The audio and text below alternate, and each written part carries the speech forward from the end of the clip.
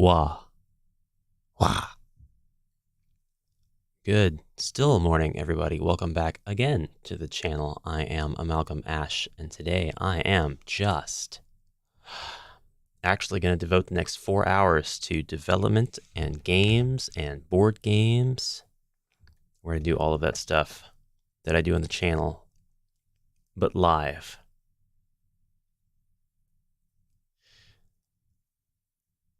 I need to start posting HeroQuest stuff,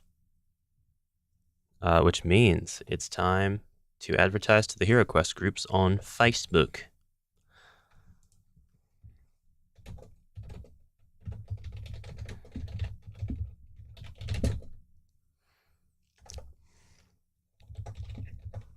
I am currently live streaming HeroQuest quest design for my upcoming campaign using HQuest Builder.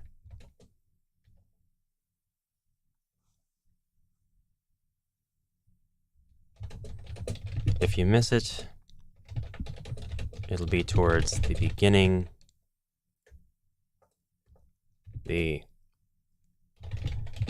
of the stream. Later, I am doing video game development stuff. Yes, take that, the old inn. Hello, Melon, evolution artist. Danny, Moseth.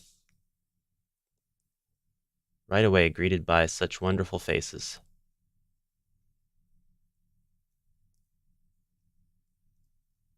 I'm going to use HeroQuest Builder for the jam, as in everybody's going to be required to use it, because it's a joint promotion project thing with HeroQuest Builder. However, there's another HeroQuest campaign builder on the horizon that I'll be talking about hopefully very soon. That's the old inn done. Let's put this HeroQuest stuff in the background, make it look really questy. Now the HeroQuest fan group.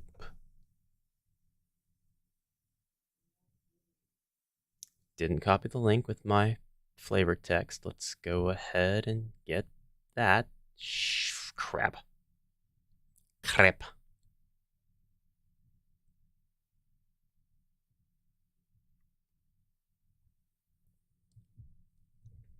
Boop. There we go. And get the link.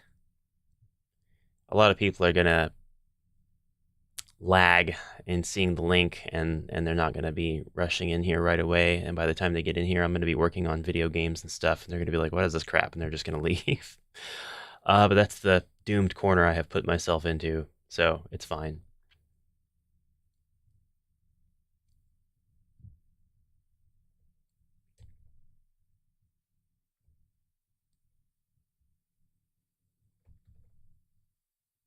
And post.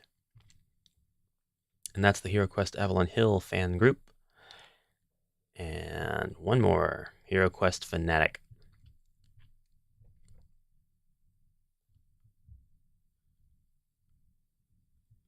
And post.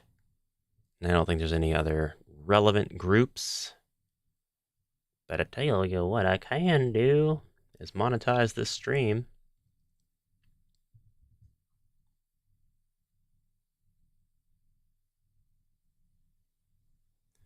Why are you not letting me monetize you? Interesting. It will not let me monetize it. Why not?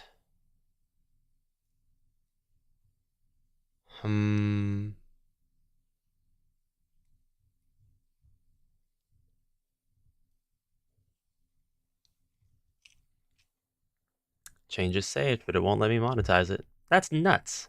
Why not? You let me monetize this stream right now, mister.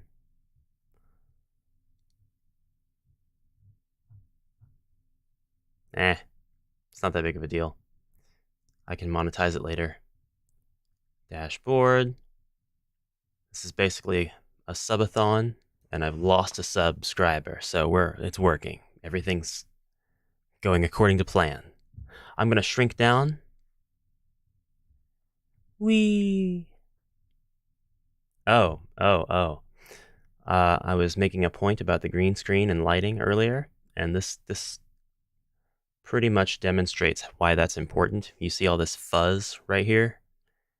It's not just there in real life. It's encroaching on my space. So I need to reset the filter from my main stream to get rid of that fuzz on my face cam.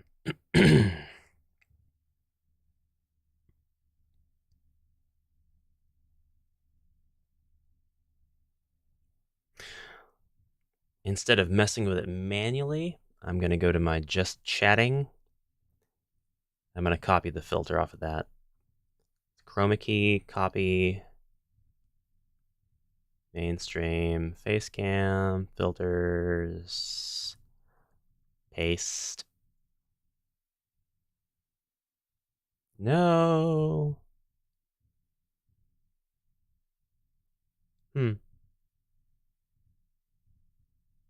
There we go. The chroma key 2 will be deleted. Chroma key 1 will stay. And now we're good. We're golden. Beautiful. Very well done, Ash. Pat myself on the back. One more place I need to share this. A couple of Discords that I'm in.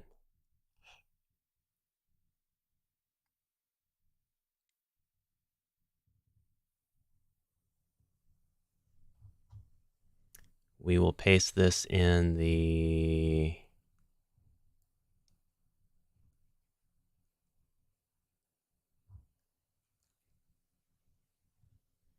HeroQuest fans Discord, XSC.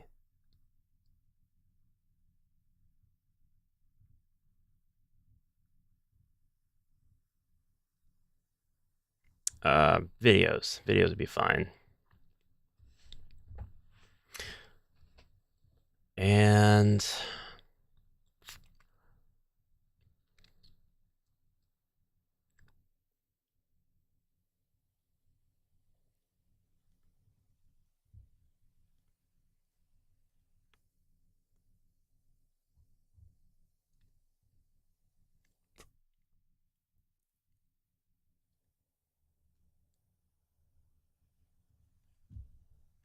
that's good.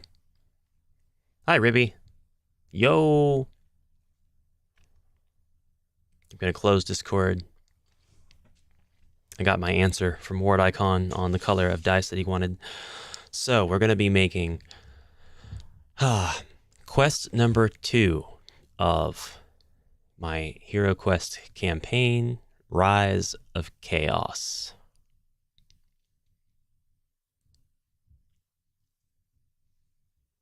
Move that text out of the way.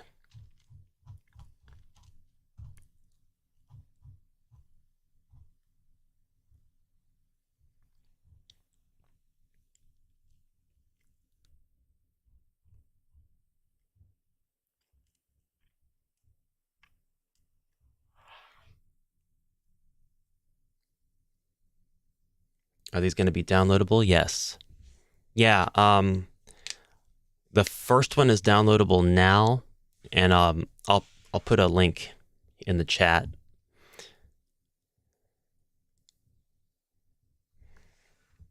Pretty sure it'll let me link my own stuff. AmalgamAsh.itch.io.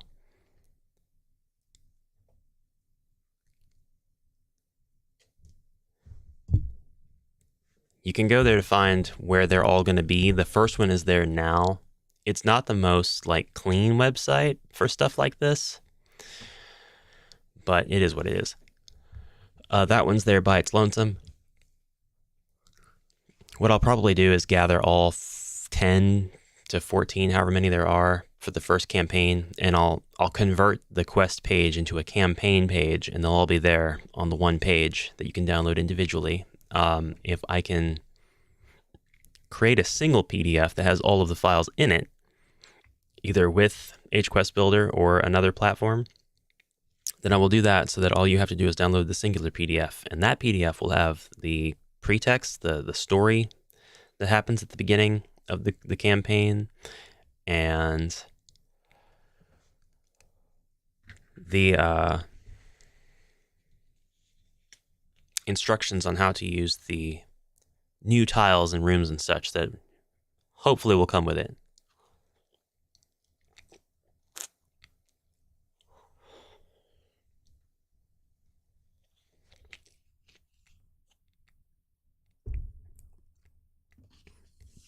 Before we begin, I want to show you my progress that I've made with my kit bashing and my homebrew.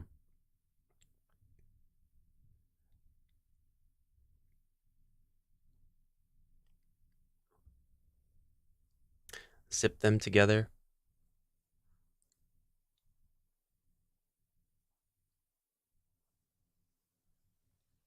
Right now, I only have the first quest up.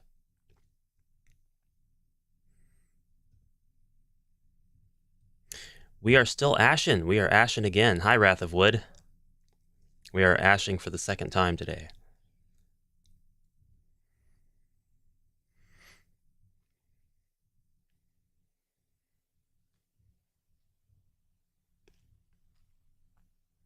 I'm about to show you guys my miniatures.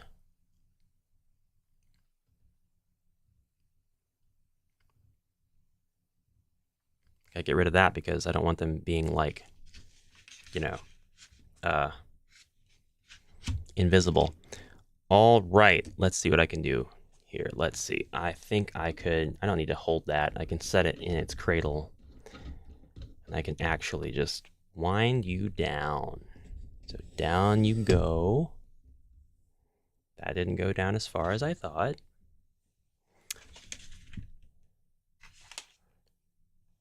Zip all the PDFs as a single file. I'm going to really try to have one PDF that has all the quests in it, because that would make it easier on my questers. No mega minis, just regular minis. You have a plate of delicious minis right now. I worked on these yesterday. This is the culmination of my efforts yesterday. What you are seeing here are all of the Talisman base game heroes on HeroQuest bases. They've been super glued, they've been painted, they've been glossed, sealed. They'll have their own stats. This is part of a much earlier project where I wanted to be able to represent the heroes that other people homebrew whenever I play. And I wanted to play quests using other people's heroes just to test them out on stream and kind of draw attention to, hey, this community member made this hero. You have the Swashbuckler. So yeah, he was either from Talisman or he was from one of the Games Workshop toy box packs. He might have been available in some other stuff too. Here's the Talisman 3rd edition Dwarf. Yeah, you can use them for pretty much anything. I got them out because the style matches very closely with HeroQuest, although I had my hesitation on the dwarf because he's got a really big head. He has heroic proportions like you wouldn't believe. Skaven comes with Talisman. The Skaven are undeniably bad creatures. However, you can still play one in Talisman, and I had a Skaven figurine, and I really liked how he looked, and I love Skaven. So, well, they're the same scale, except for the dwarf. The dwarf's head is absolutely huge. All of the other guys are almost the exact same scale. I thought they looked really, really good together. But like the Skaven sculpt, this is the same Skaven sculpt, or it's 99% similar to the ones that come with Advanced HeroQuest, and those aren't a change in scale. But you'll be able to homebrew your own reasons for why a Skaven might have joined the party. Marauder, I think we called him a warrior. Or maybe this is a barbarian. I get them so confused anymore because Talisman has a very specific name. I think this guy's supposed to be a barbarian, but he's going to be like, maybe he's a warrior. In fact, no. He was a barbarian and this is the warrior. Even though this looks like a barbarian, I would 10 times out of 10, I would call this a barbarian, but I think Talisman calls it a warrior. But it doesn't matter. This is a barbarian alternate now. We continue on. We have a Goblin Fanatic. That's from Talisman. He's not stepping in gum. They needed a way to anchor his uplifted foot to the base. And these guys love their ball and chains.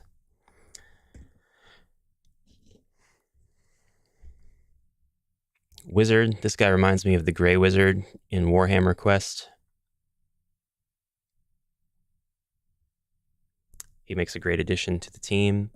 A great alternate wizard. This here, the Elf Ranger.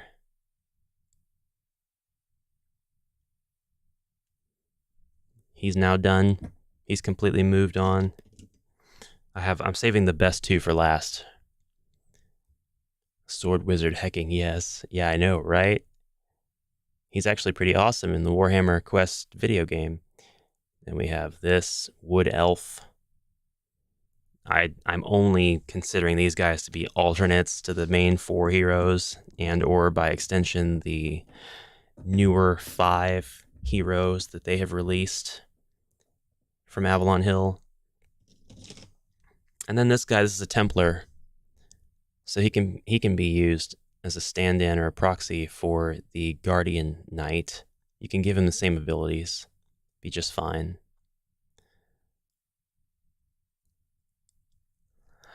And now my favorite of the two.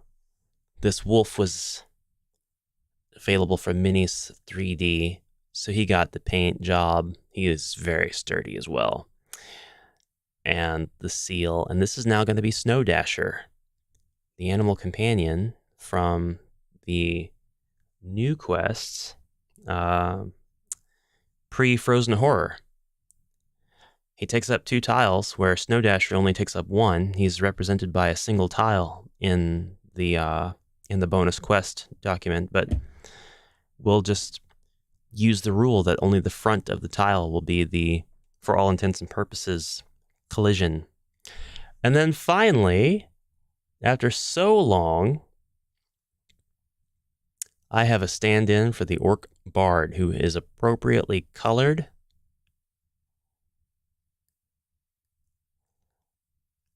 The Games Workshop Orc Bard. You can find this mini. It's called the Orc Busker on Thingiverse, and you can print him yourself, and he even comes with this base by default. Isn't he great?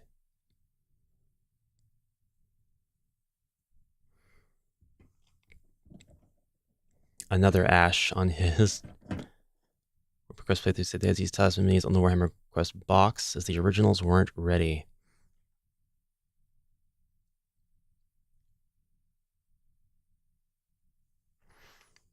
With that out of the way, those are all of the heroes. Those aren't even all of the heroes, because in addition to the 11 heroes that come with Talisman, which I'm not including the Minotaur. This is actually a playable Talisman character for 3rd edition. I don't want you to play as a Minotaur in my version of HeroQuest. That's out. That's completely out of the... You can be a Skaven.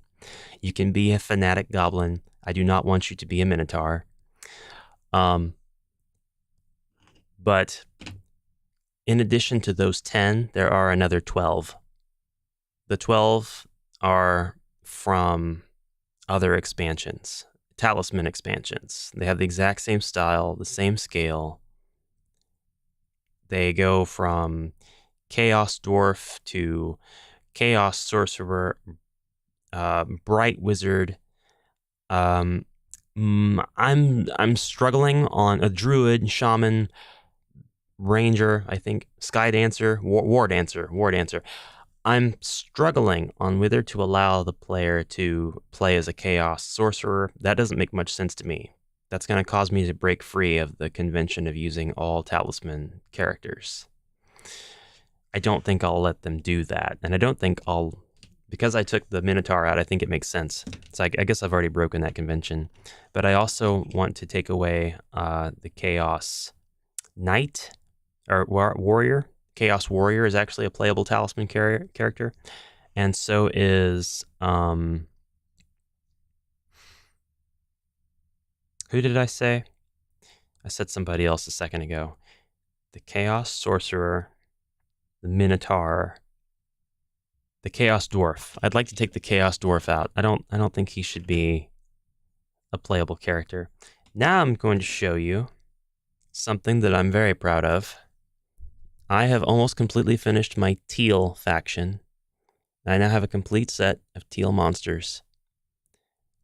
These are complete as is. I don't need to add anything more to them. I've got a complete faction. I just don't have a dragon. And I was talking about this earlier. The dragon, I want to be a part of the teal faction. Although I don't really know if I want to keep that or not. I might change that. I might put the dragon elsewhere. The Snake Man is the strongest of the teal faction. The Skink is the weakest. But the Skinks always have ranged. The Skinks always have range. They're showing up more blue on the camera than they are in real life. They're actually a tinge more green.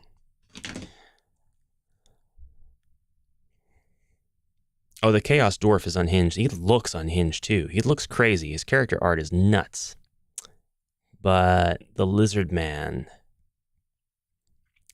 The Lizard Man and the Skinks come with the Games Workshop Toy Box FT02.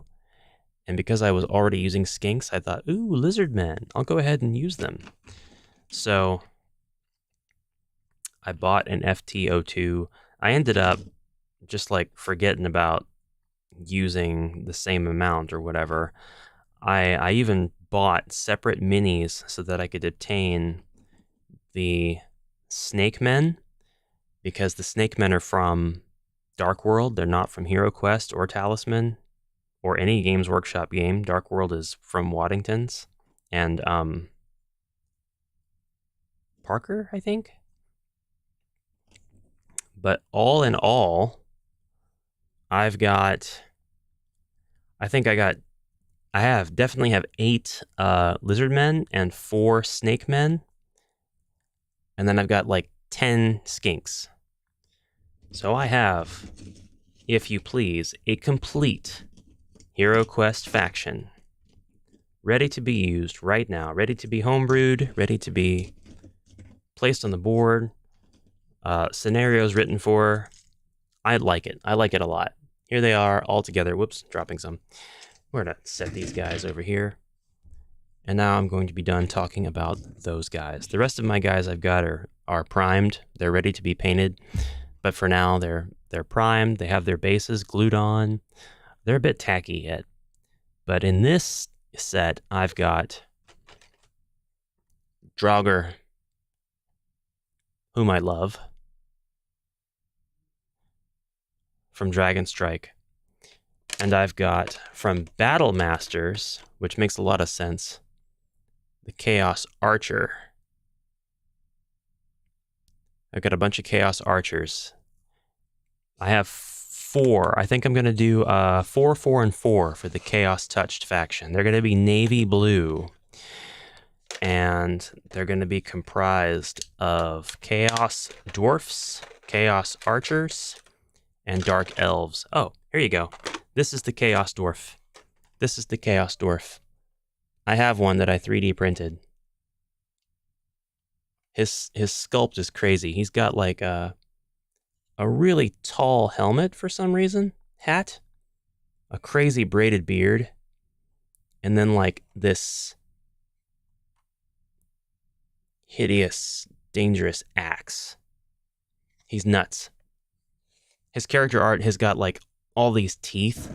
He looks crazy. It's awesome. I love it. Thank you, Mozeth. I'm glad you like it.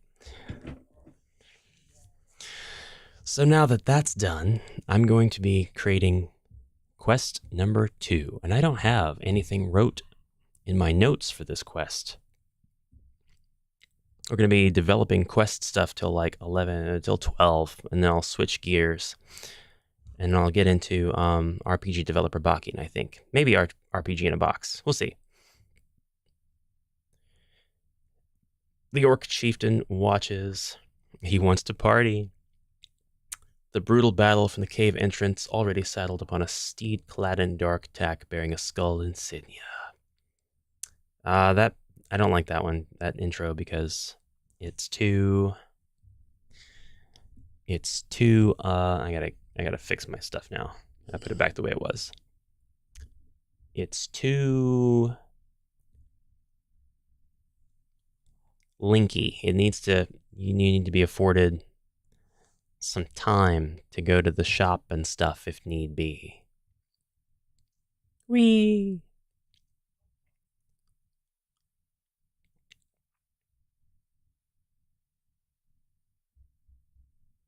There we go.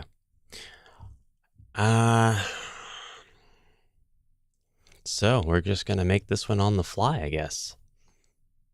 The first thing I need to do is figure out what kind of difficulty I'm looking for and what kind of factions I would like to have.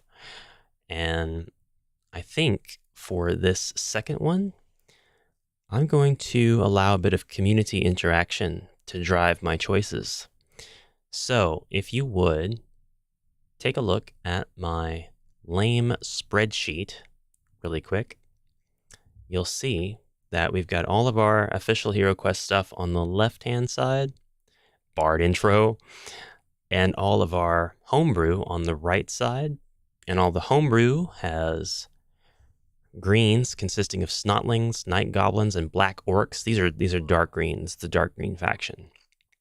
The yellow faction consists of undeads, Draugr, Tomb Kings, vampire counts.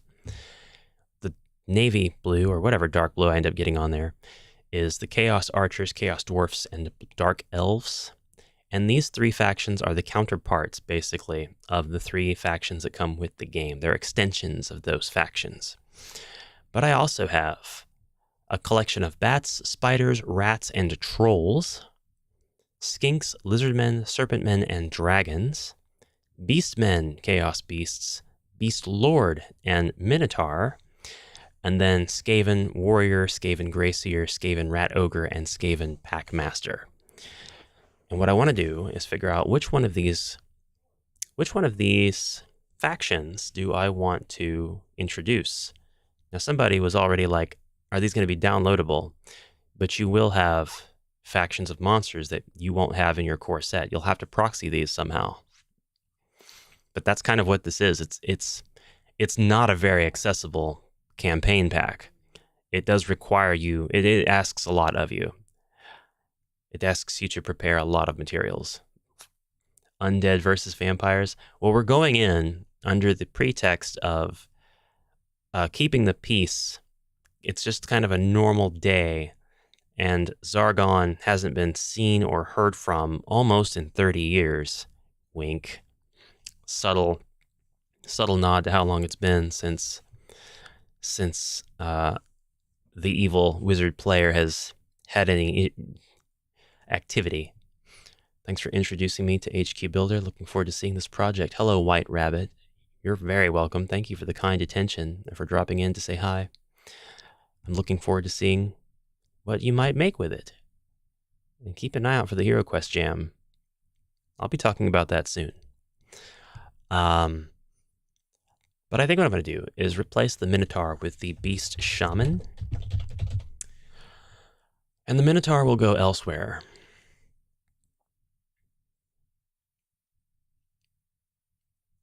I'm not quite sure where the Minotaur will. The Minotaur is actually already over here in the Sinister Sorcerers expansion, so I don't think I need to make the Minotaur. I just need to have the Minotaur. But then we're talking about Ratmen, and we're back on this. We're back on this. It's like the Ratmen are now like, and the giant spiders are the two things I can't use now, unless the giant spiders are truly huge.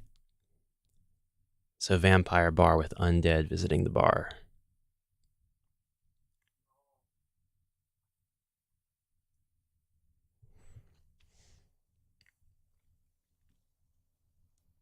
Hence Bard intro.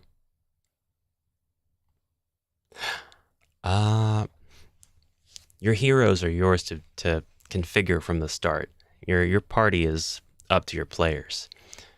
There is a very awkward campaign that introduces the mythic tier bard character, but it does it in such a backhanded way that it's awkward. It doesn't jive with the rest of the HeroQuest rules and consistency. So, I mean, the game is made for you to make your own kind of rules and quests and things anyway. But what I would like to do is make this a consistent quest, a campaign, so you kind of know what to expect each time you play a new one. What's the story or theme of my quests? I want to go read what I just downloaded, but I don't want to miss the story or theme of my quests. I'm going to have 3 campaigns. The Rise of Chaos it's been 30 years, almost, since any activity from Zargon. Mentor is not the one that approaches your party of heroes this time. And your party of heroes may or may not be the same party of heroes. That's up to you and wherever you want to place this in the story. But it's going to be at the very, very end of anybody else's campaign, including the official ones, because it's set 30 years after the events of Zargon. What we end up with, though, is an uneasy sort of peace. And there's new things popping up. Now that there's not like chaos magic and the promise of power to unite all of the evil together, the orcs are going on and getting more interested in diversifying, with the goblins who are continuing to increase their technology, and the night goblins who are ever more heretical and getting other people into their brotherhood. The undead, a lot of them have stopped reanimating. They've just like fallen. But then like now whenever there's new undead, it's like who's raising them? And so Rise of Chaos focuses on a new threat that's happening.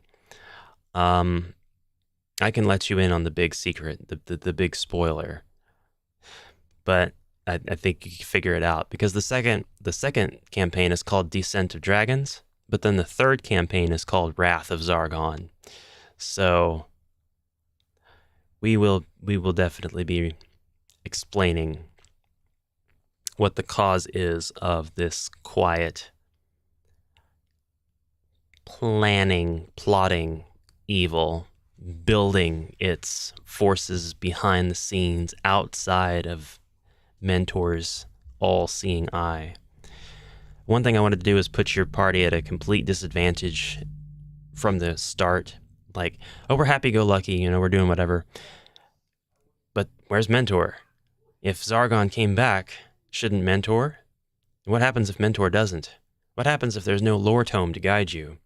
What happens when Zargon has been spending the last 30 years scheming? What happens?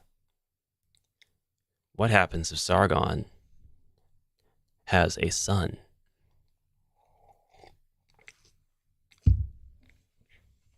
That's kind of where I'm going with the story. So the particularities of that, I'll work them all out. But we're going to name this quest while we still have 20 minutes to make this quest. I'm going to name it. Let's see.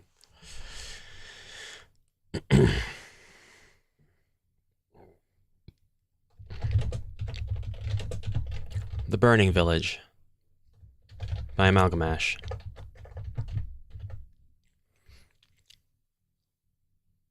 The overuse of Deathwish coffee, which has caused the large undead army to rise again, ravaging the lands, taking out nearby villages, and enslaving the farmers to harvest coffee beans.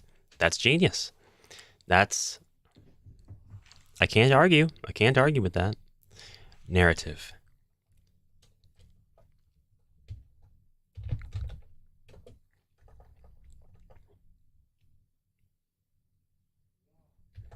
Heroes. Oh, by the gods, heroes have come to save us.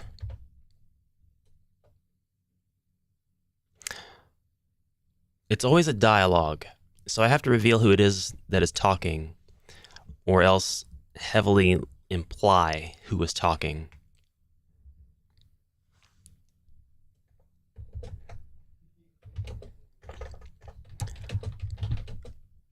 An attack was mounted on my village.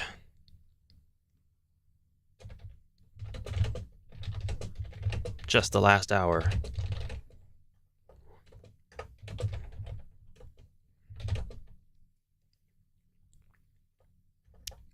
The grain and livestocks.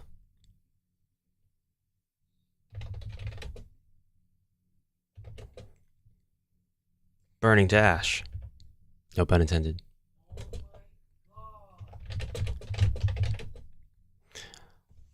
Ooh, but do I actually want this quest to be the Burning Village?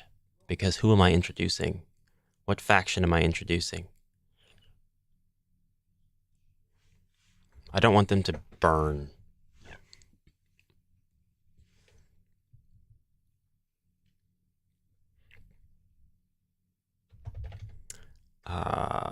Let's do...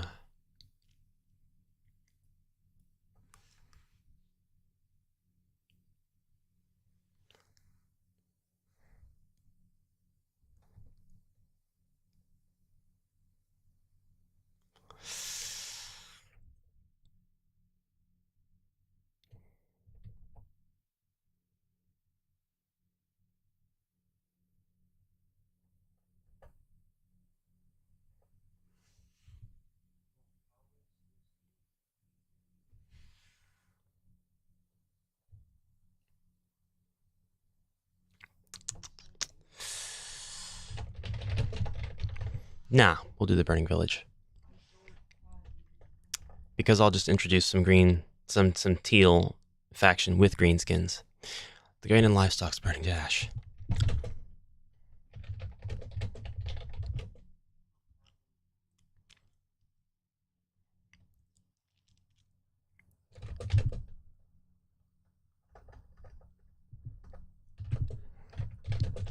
The mayor is trapped at City Hall.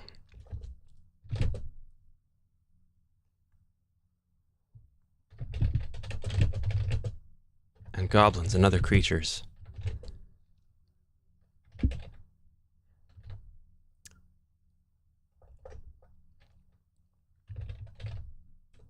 are running rampant.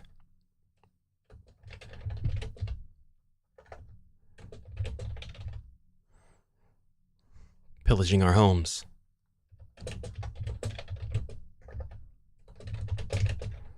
You must save the mayor and our village.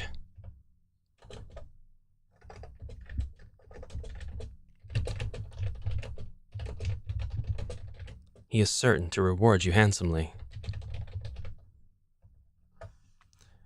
Quest notes here. We won't do quest notes just yet. The wandering monster is actually going to be a skink. Now, the heroes will start up here at the very, we'll start down here at the very beginning. I like putting the heroes on the board to represent where they start. And I would like to represent a place that has many doors.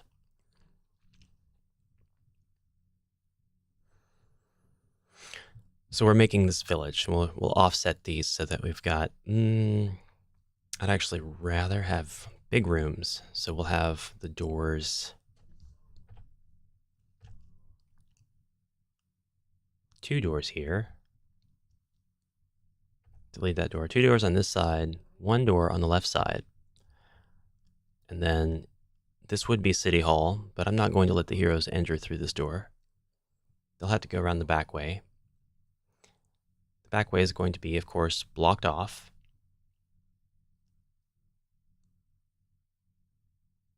Or there will be falling rock traps on either side. Ooh, I like that kind of. City Hall will have 2 doors in the front.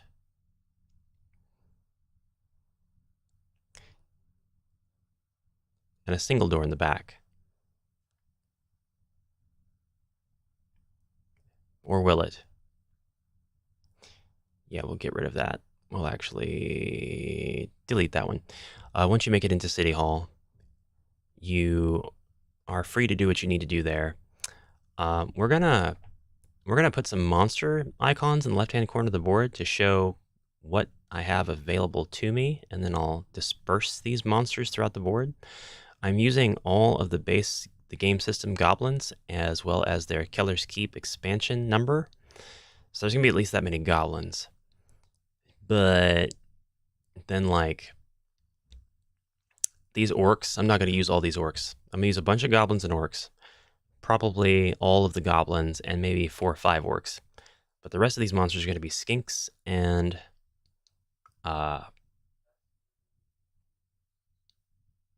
lizard men. Now, there's a secret feature on HeroQuest Builder. If you're in the classic mode and you double tap the Famir, it'll become an abomination. I'll use the abomination to represent the lizard man. And the skinks in this, I'm going to use custom graphics before I publish the quest, but as a placeholder, I will use skulls. I'm not going to have any skeletons in this quest. Just skinks. And I'm going to use all 8 of the skinks. So, here's what I have. And I think I'll just use 5 orcs, 5 abomination. That's a lot of monsters. That's actually a lot. This does end up kind of resembling the skirmish configurations of Sir Ragnar, but it's not going to be that way. These guys are a little bit tougher. The skinks always fire bow and arrow, In fact, they can't fight ranged. I don't know their Warhammer lore. I don't care. They can't fight ranged in this.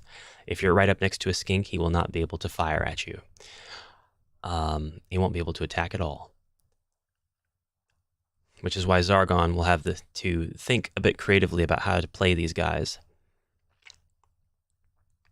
However, they don't have crossbows. They just have little dingy self bows, which means they don't hit as hard as crossbows do. They're kind of like the daggers, really. I think that's how I'm going to play it. We'll see. Now,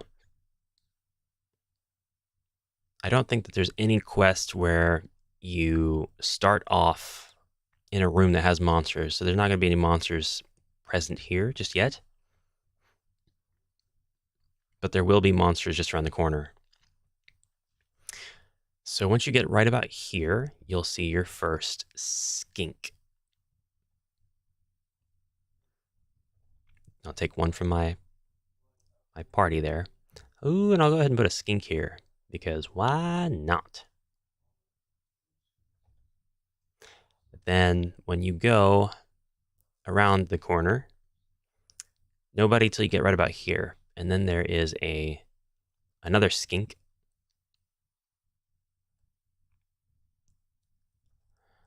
And a lizard man. The orcs. I'm going to put the orcs. Whoops. I need to put that lizard man down. The orcs, I'm going to have like patrolling in twos all around. So I'll actually have two sets. I'll have 3 sets of 2 orcs. That's what I'll have. So I know where they're going to go. Basically, they're going to patrol and be like here, and then like right here, just at the corner, if you venture off this way. Good amount of enemies out in the corridors, which are actually the alleys in this scenario. Inside City Hall, we've got lizard men barring the door, which is why you can't get in. And this falling rock trap because they're tearing City Hall apart. The skinks, the remaining skinks. So there were 3 out of 8. There should be 5 left. I'm not going to put all the skinks in here. I'm going to put 2. So delete that one. Delete those 2. Delete that one. I still haven't put goblins anywhere. The goblins are going to be ransacking the houses. That's going to be pretty obvious.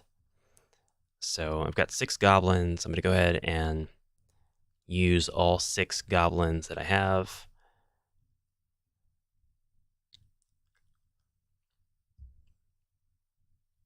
And this is going to be a pretty open map.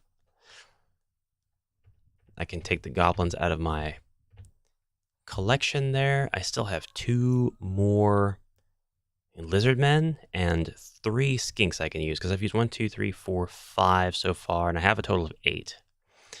So we've got a door here, and I'll go ahead and put a lizard man in there and a skink. Whoops. There we go. And then we'll have a door here and a door here. And we'll have a secret door here. And the secret door will house a room that has... We'll actually put a Famir in there. Nah, should we? No, there's no reason for that. There's 0 reason to actually do that. We'll have a lizard man right at the door. The lizard men are going to be kind of like annoying. I'm going to go ahead and just reverse the stats of the orc and give them 3 defense and 2 attack. I think that might actually be... We'll see. We'll see. I might do that. We'll see.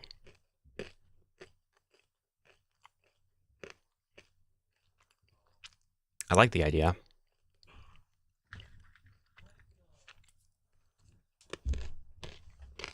And then we've got 2 more skinks, and the skinks will go Here?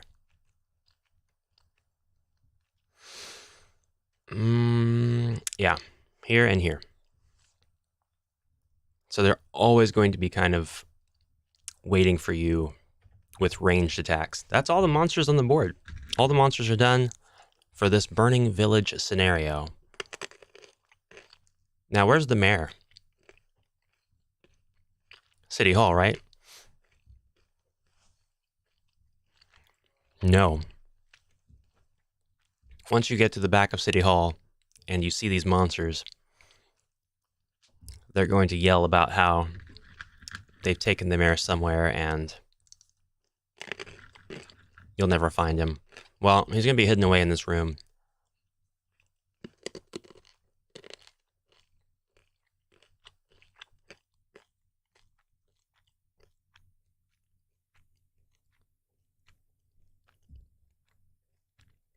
I think I'll put the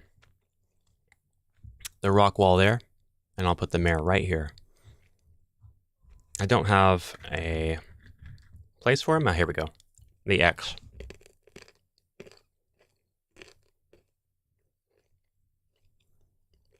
The first thing you're likely to find is that these doors do not move. They don't open. And so that's my first quest note, the A. So the A will go right here.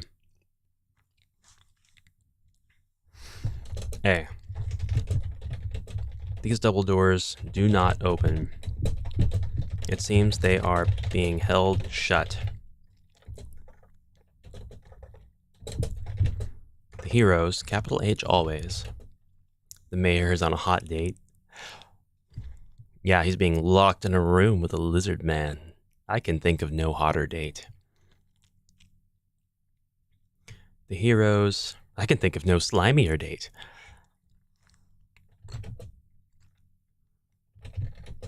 Can smell the stench of lizard man.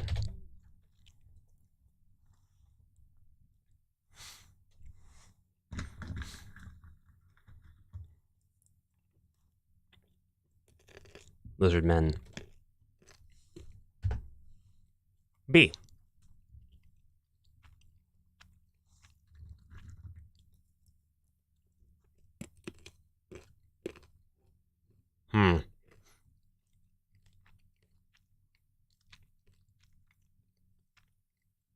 Be in every room where there's a goblin.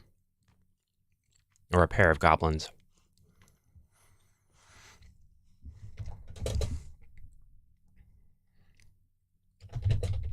The first hero who searches for treasure after the goblins are killed may roll, I don't need a comma there, may roll a combat die. Nah, may roll 2 movement dice.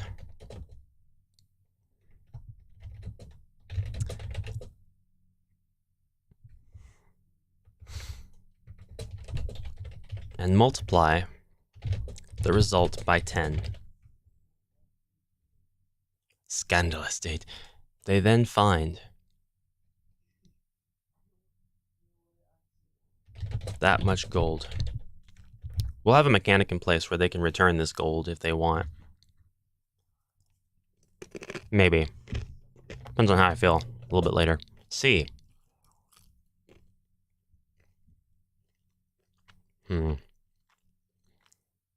We're already going to be familiar with the falling rock traps, so I'm not going to describe them or put quest notes.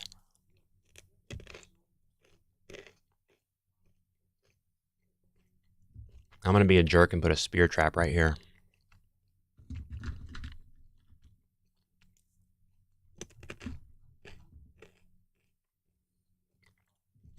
The goblins are setting up traps now. Actually, no, I won't put it behind the door. Vault Nurse, good morning. Welcome to the stream. It's 1 minute. I can say good morning for 1 more minute. Thanks for the content this last year. Looking forward to what you have for 2023. I'm looking forward to your continued kind viewership. Thank you very much for being a part of the channel's growth this year. You are a real one.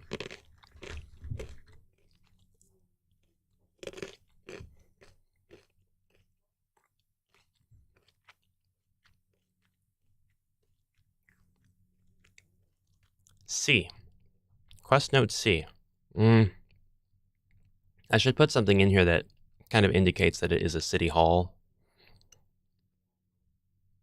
I guess I could put like this. Whoops. No, can't really do it that way. It is a very small city hall, as it turns out. Maybe I'll put the torture rack out.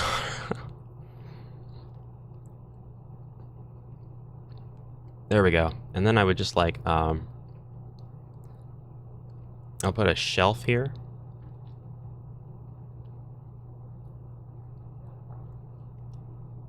And then, yeah, throne right here. You'll enter right behind, so it'll be just fine. Right, C quest name for Falling Rock Trap. The Burning Village.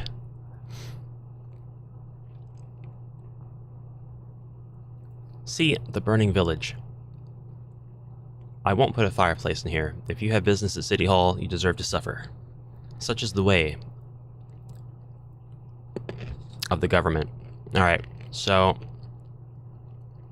our ransacked houses scenario is lined out here. Our patrolling orcs are lined out here. We have a lot of, what do they call them? The elements of a story that are being told without having to write anything. Just point them in the right direction to tell them where to look. C quest. C, I do think that appears in the game system, actually, so it's one of the earliest. One of the, if you're playing the entire series of campaigns ever, you do run into it relatively early on in your HeroQuest career.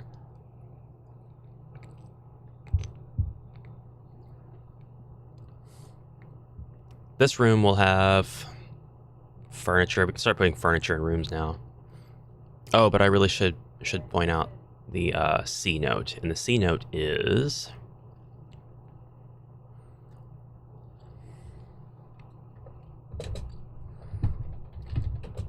foolish heroes.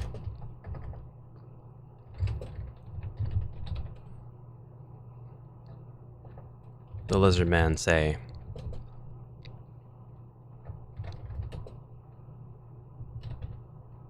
wait a minute.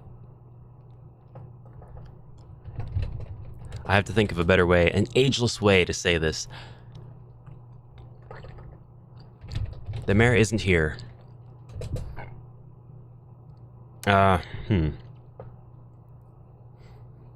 Foreshadowing?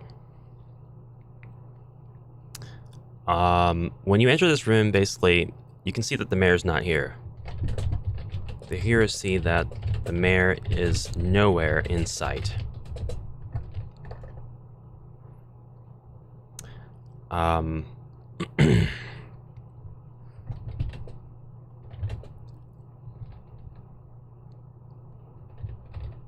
When the lizard men move out from in front of the double doors, the doors can be opened.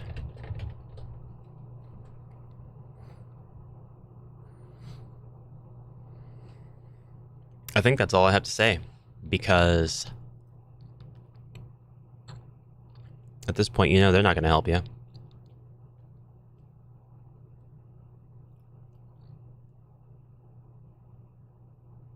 I know what to do. D for a treasure chest. We're going to put a treasure chest right here in the corner. I'm not even going to trap it. Boink. D.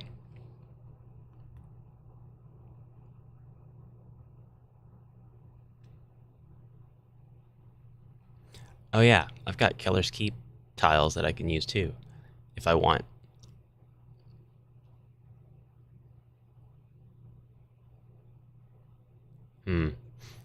Ooh. You know what? I'll put a Dwarven Forge here. Nah, I won't do that.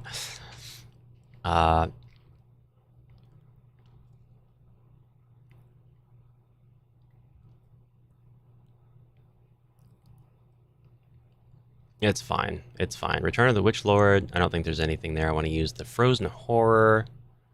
There's nothing there I want to use either. Dragged footprints on the ground. Lead out of the building. See, there's not a lot to do in HeroQuest. There's very few actions. There's definitely a roleplay element that I'm trying to introduce to it. So I think when they enter this room, I'll give them the clues that there seems to have been a scuffle here. But for this quest note D, the first hero who searches for treasure finds that the chest has been emptied.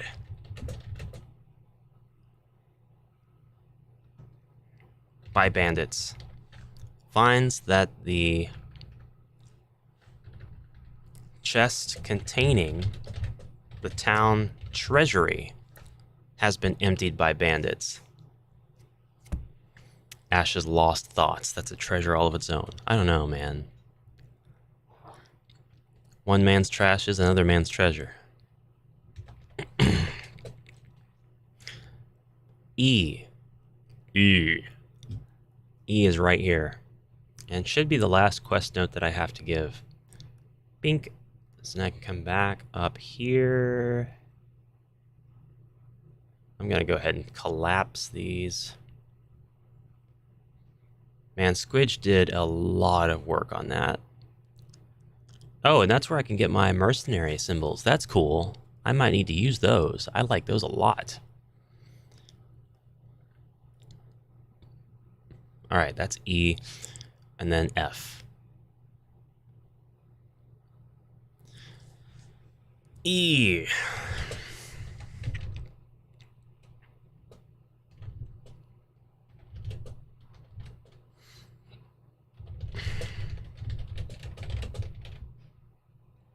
The heroes see there has been a struggle in this room.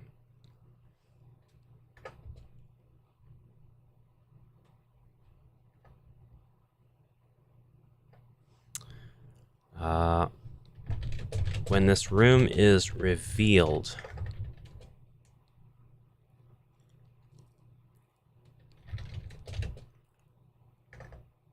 place the table upside down.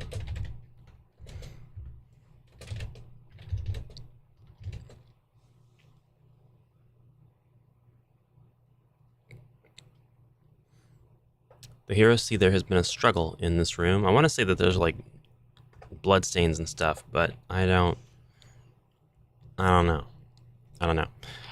You've got to find a secret door to finish the quest.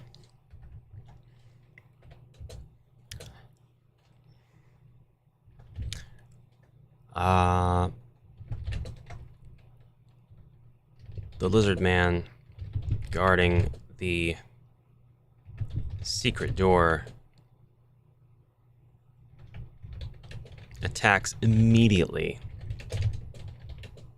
when the door is found. Once defeated, the mayor will join the hero party. His stats are the following: 1 movement die, 3 body points,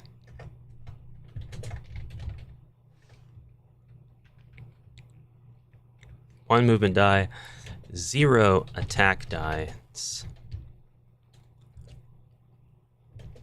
2 defend dice, 3 body points, and 2 mind points. Actually, I'm not sure where we would need to take him. Oh, I guess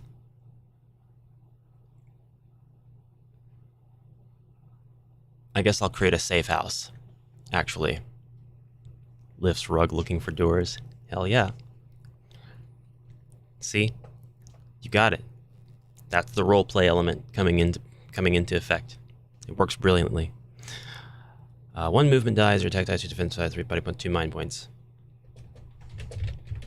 He tells the hero Oh,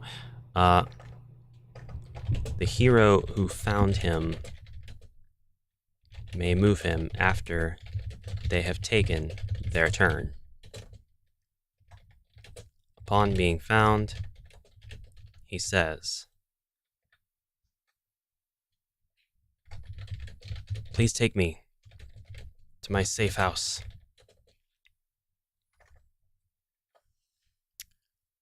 Gotta scroll down.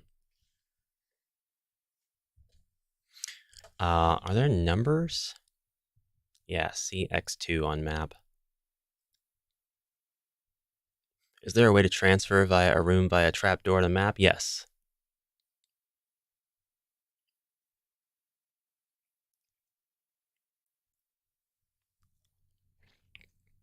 Yes, there is a trapdoor mechanic.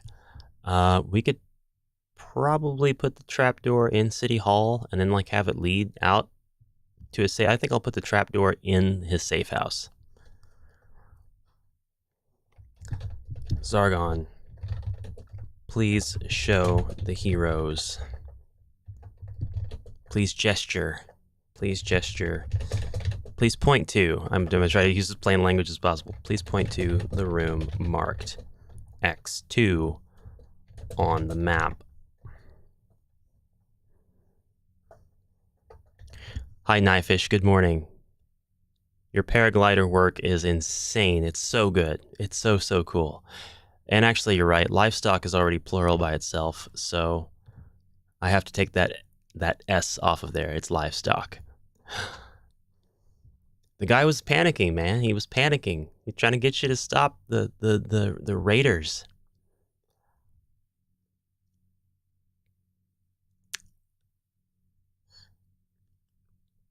XSC3, welcome, welcome, welcome.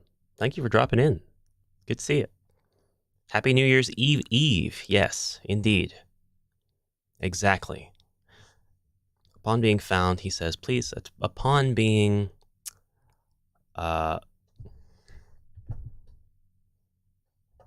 if the heroes defeat the lizard man. There we go.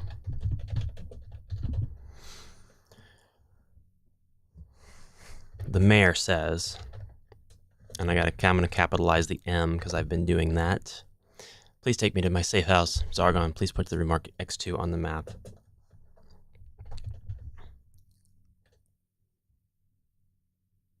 And actually, this needs to be just like this. That gone.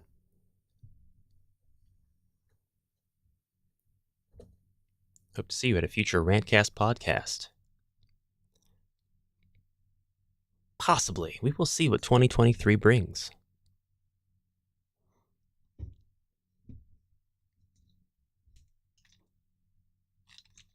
Zargon, please point to the room marked X2 on the map. This is X2, by the way. So, if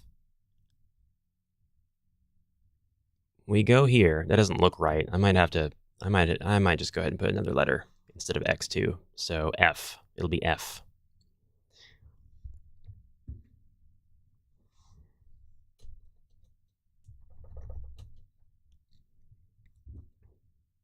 And he actually needs to exclaim, "Heroes,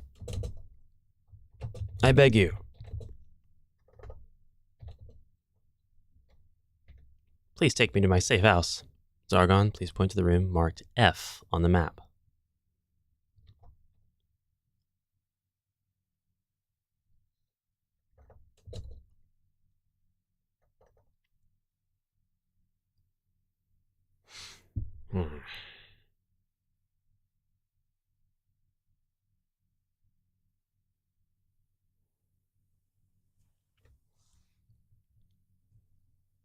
We'll put a door here.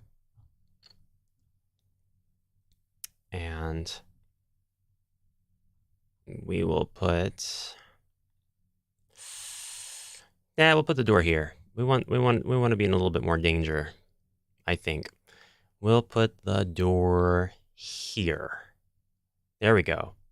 Now they've got to overcome all of these guys. They'll be tempted to take this route, which will land them right here. So actually the door will be right here. if all you're doing is pointing to the room. I don't know if they'll want to go back through the city. They might. If they do, well then, there's 2 more orcs. And actually, I'll go ahead and put the skink here in the corner instead, now that I know where I'm going to put the door. So the skink is going to leave that spot and go here. And here is where F shall be. So that way, there's a little bit more danger on the way. That's what we want. We want danger. We want the mayor to be in danger. So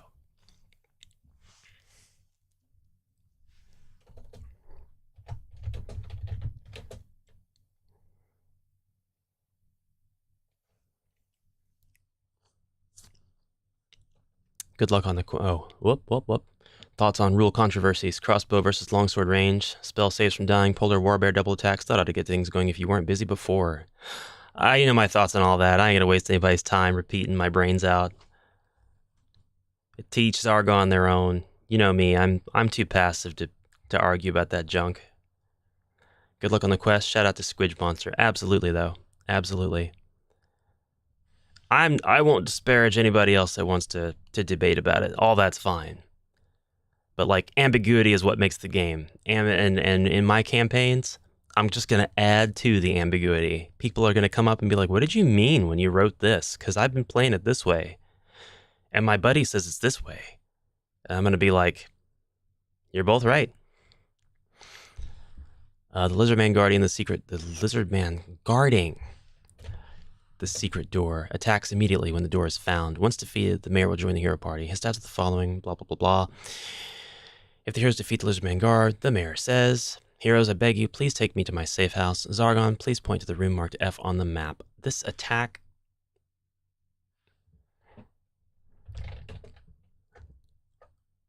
on my village will not stand.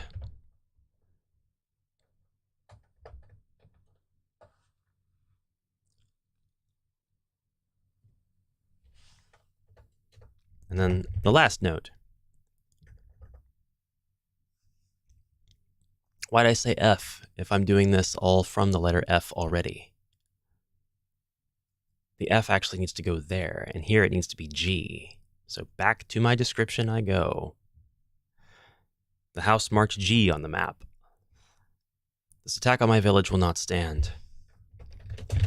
Once the heroes reach this house, with the mayor, whoa. With the mayor, the quest is completed.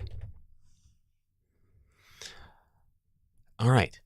So I think that just about does it for this one. The last thing I need to do is decorate every house with furniture of some kind. So we're going to go through now and put furniture in these houses. We've got a writing desk here. That is not where I thought that would go. We've got a writing desk here.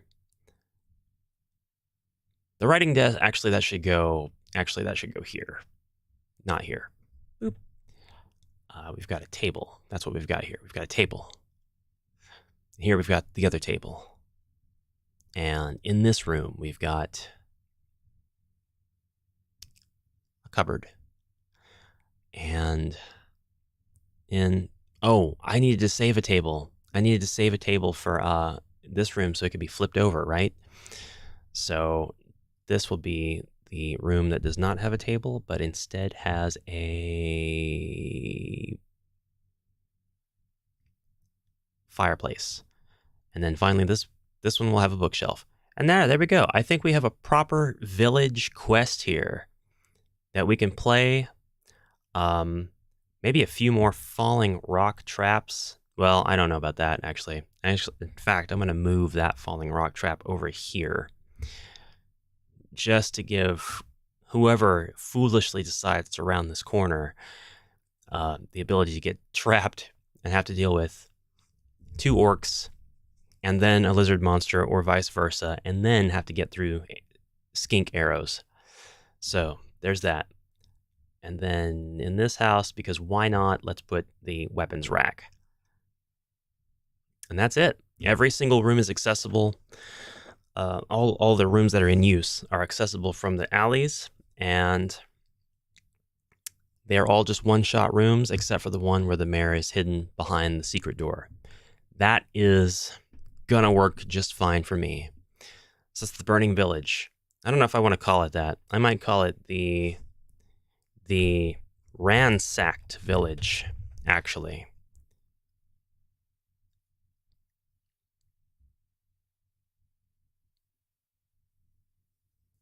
Do I want to say that the grain and livestock are burning to ash? That does sound kind of silly. An attack was mounted on my village just the last hour. The mayor is trapped at City Hall, he thinks, and goblins and other creatures are running rampant, pillaging our homes. You must save the mayor and our village. He is certain to reward you handsomely.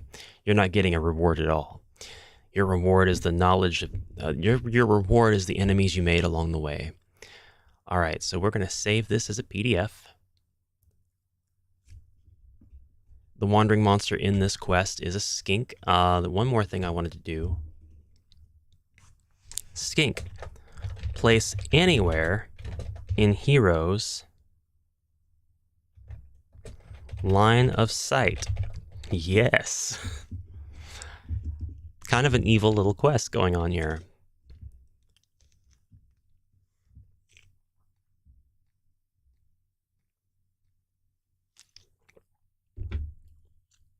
All right, whoever is all here for HeroQuest stuff, I want you right now to, in the comments, tell me if you would like to be entered for a chance to win a pack of green.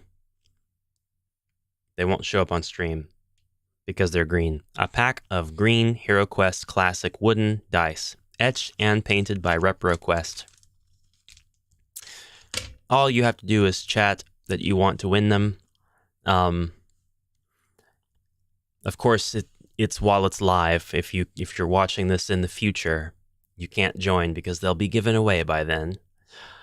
And here in about 10 minutes, I'll tally up everybody who has wanted to enter, and I'll go roll a dice, and I will simply send the dice to the winner.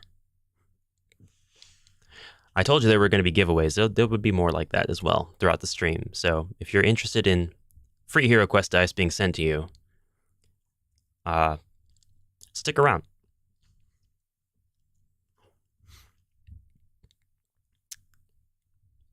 So with this one done, I'm going to go ahead and save it as a PDF. Moseth, you have been entered.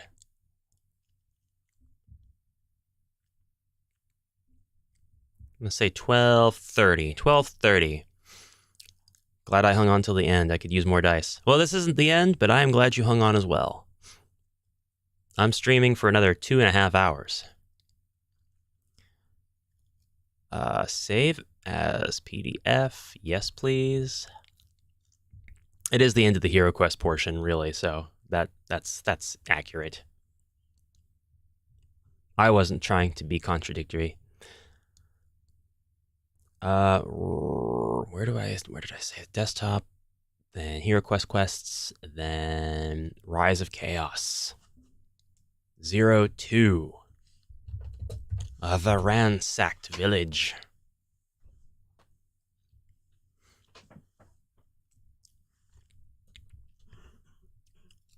Then I think what I'm going to do is open up Facebook in a new tab and go ahead and upload this quest to the old inn.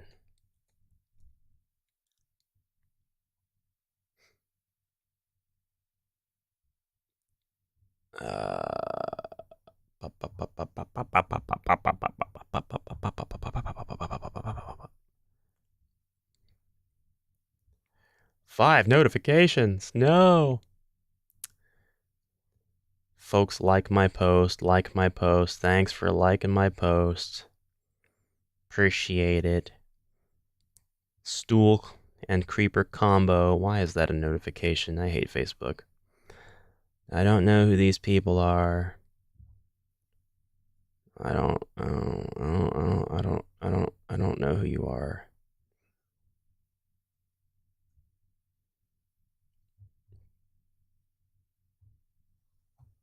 I don't understand why I have friend requests from people I don't know.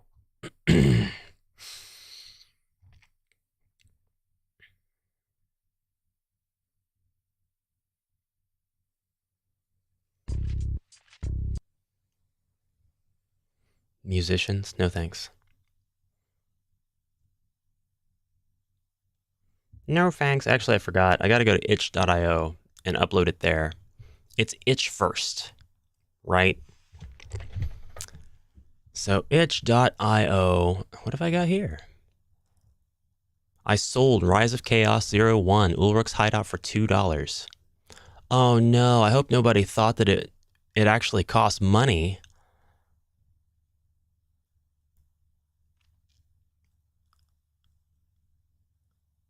I hope they didn't buy it because they thought it actually cost money.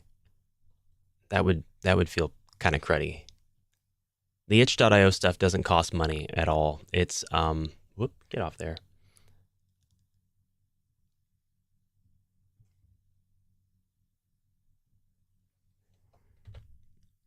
Where's HeroQuest Builder? It's just that it lets you offer the creator money. I need this text exactly as it is. It does say pay what you want. I just hope that they don't think they had to pay. And then itch. Here we go. Back. It's Rise of Chaos 02. Okay. Rise of Chaos 02. The Ransacked Village. Let's upload a cover image of...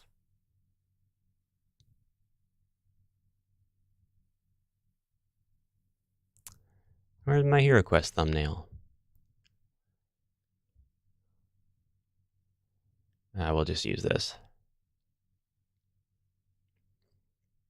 We'll just use that. Games, game assets, game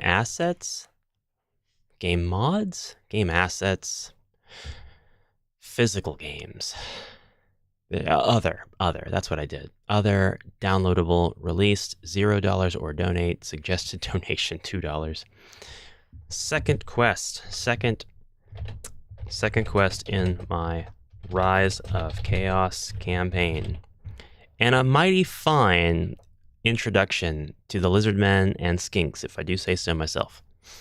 Second quest in my Rise of Chaos campaign.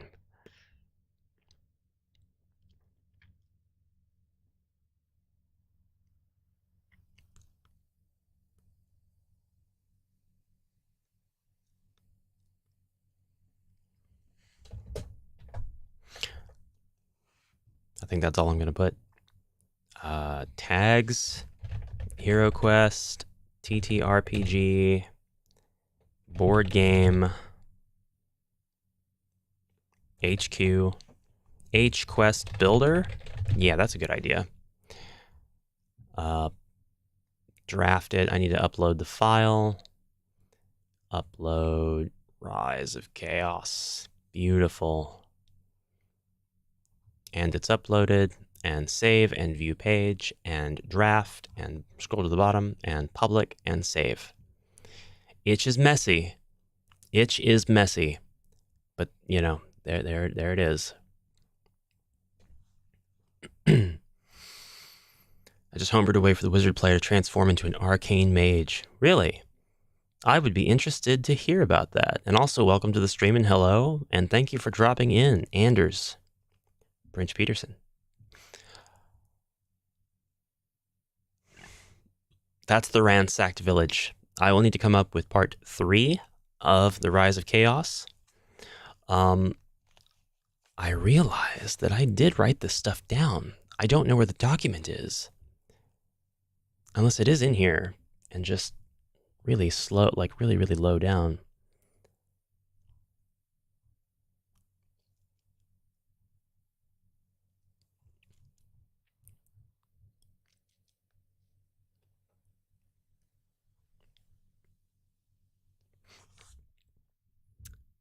Chieftain, boss, rat, ogre, trenches, chaos general, chaos, blah, blah, blah. I was supposed to make it to where this was caves, but I think I'll have the caves be a different quest anyway. This would probably be a 14 quest scenario campaign instead of a 10. If you enjoy this content, hit the like button and share. Yes, I would appreciate that. Anybody watching right now, if you do enjoy this content, please help the channel by hitting the like button so that YouTube knows what to do with its silly, silly algorithm, and others who may enjoy the content will be recommended the content. That's how we're always made to feel that it works, anyway. And if you've got friends who enjoy game development, Let's Plays, chill atmosphere, content creators with long hair, content creators who eat almonds,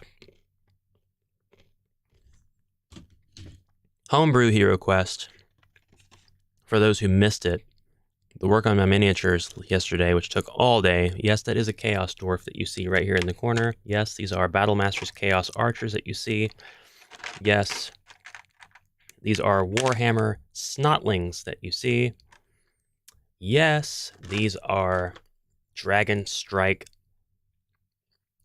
Death Knights that you see. They're all going to be... All right. I see the donation. I see it. I got it. Let me clear my throat. Hold on. I'm not making that mistake again.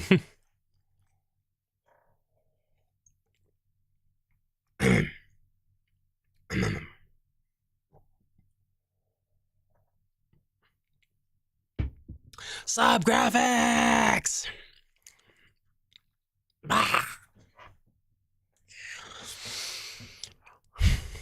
Thank you, Melon.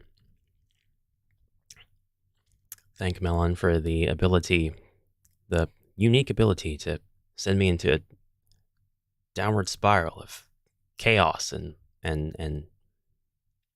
hyperactivity. It's just very powerful for my game page. Yes. The idea came when my wizard player wanted to be more combat-based. I made an artifact called the Arcane Orb, holding the orb and arcane wand. No running needed, thank you. Thank you. I will need to run to refill my water soon, evidently. Something about doing a lot of talking just drains the liquid reserves. You've got so much liquid that you sweat out or, you know, otherwise get rid of after you drink, and then you've got a bunch that you actually lose just from breathing.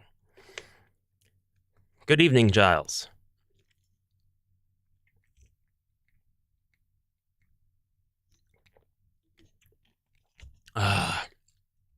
Ketones. I've only had one entrant for the dice. Green HeroQuest dice. Whoever wanted to win, all you have to do is say that you'd like a chance to win them in the comments. And then I can... Oh, there's two of you. There's two entrants, actually. Moseth and White Rabbit. I see a check mark and a delta from Evolution Artist, but I don't know if that's exactly a raised hand. Bought at the Armory. He changes School of Magic. He can no longer use staffs and elemental magic, but gains 9 new arcane spells, such as Arcane Missiles, Astral Beat, Portal, and Black Hole. Very offensive. Very offensive wizard.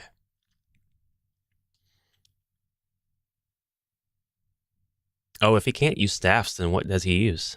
Does he just have like a pure sort of spell casting scepter? And then like he can't do physical attacks anymore? Or is he doomed with the dagger? Ribby, Giles, and TSL Frontman are all entrants thus. Now there are 5. I'll use them to beta test my game for good luck. All right. Green should be good luck, I think. We're just going to transition over here. Green HeroQuest die. They have the same faces as the normal white combat die. These are not special in the regard that they have different distributions on their faces.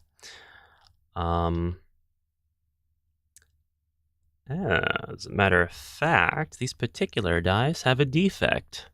One of the skulls is missing his eyes.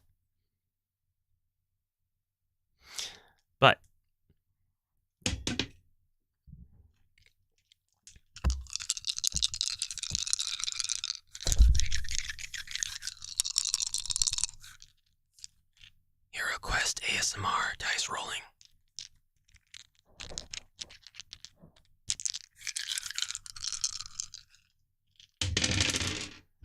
I just mounted an attack, and I rolled 2 skulls.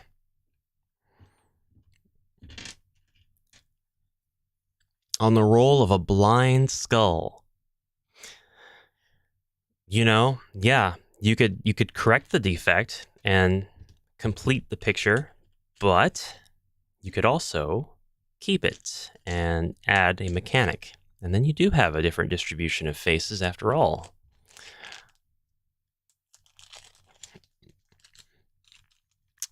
Well, here they are. And I think that's going to be all the entrants. So out of the 5 of you,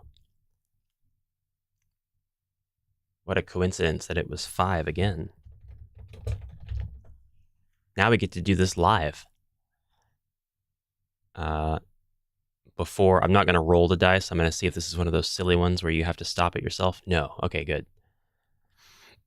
Okay, good. On the roll of a 1, that's going to be Moseth. On the roll of a 2, it's White Rabbit. On the roll of a 3, it will be Ribby. No. Yes? Yes. It will be Ribby. On the roll of a 4, it will be Giles. On the roll of a 5, it will be TSL Frontman. And on the roll of a 6, it'll be Evolution Artist Productions. So here we go.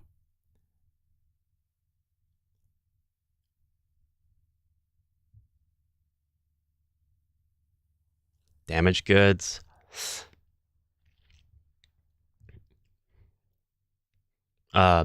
Attacks that blunder. You go to swing your sword and you hit yourself in the eye. All right, we're going to roll. We're just going to roll one time. I'm going to show you guys the screen. Evidently, I don't have that going on.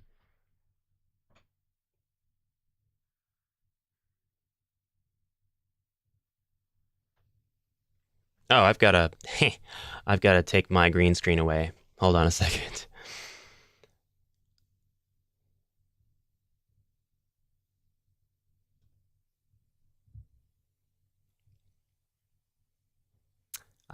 Very good. And now let's grow this.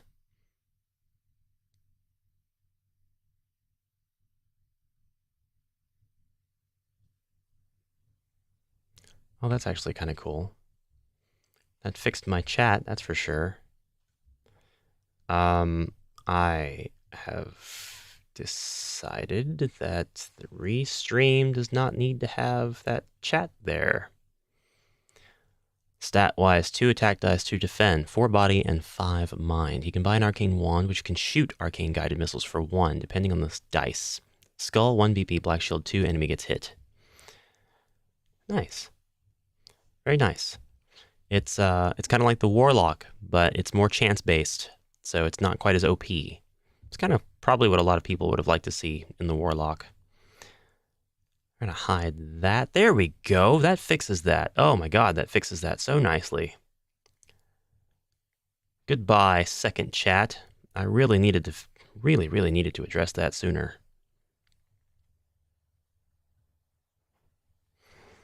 Can I undo that? Video capture, display capture. There we go. Get this nice and big.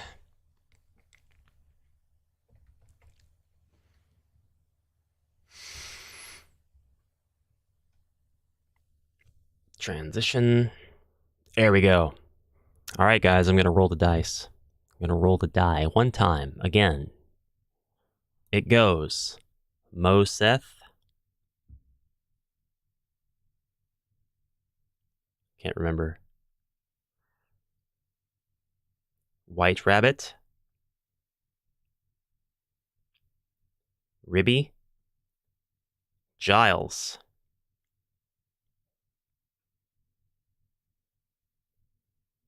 TSR. Evolution.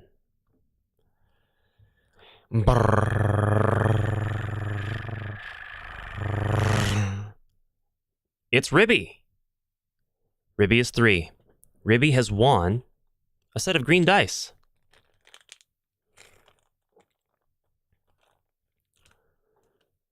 I was terrified for one moment that I was gonna say the incorrect name, and then like the person who's actually had the number would have been like, "Hey," and then I would have felt too bad, and I would have had to have sent out both.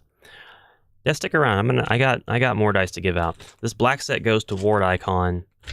This green set goes to Ribby. Ribby, you've got my Discord information. Send me a private message where you want me to send the dice, and I'll get right on that at the same time I send out wards and all the rest of them. I have now a blue set of dice that I'd like to give out. So, we're going to wait. And we're going to give those out at the top of the hour at 1 o'clock here in about 20 minutes. My time. And before we do that, I'm going to get back into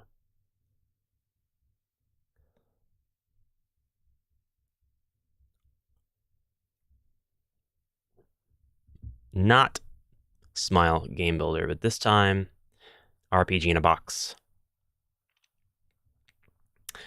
I'm going to do the RPG in a Box game dev that I have been wanting to do forever and a day. I've got my second episode of Ash and Nil already done. But like, no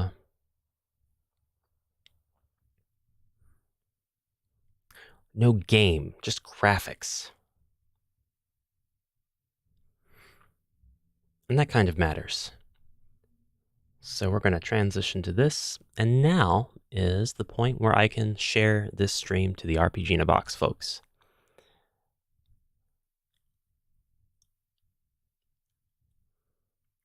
Ribby, you finally changed your profile picture.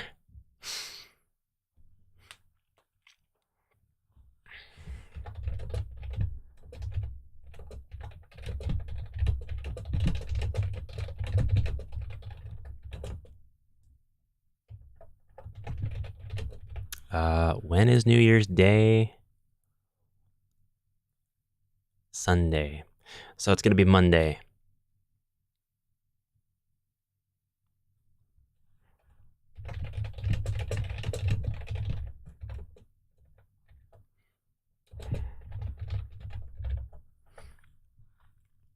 You'll get mail from AmalgamAsh's Studios. Oh, the Musk pick was fine. I didn't mind it. I thought it was hilarious that like you stuck with it the entire time. It was always...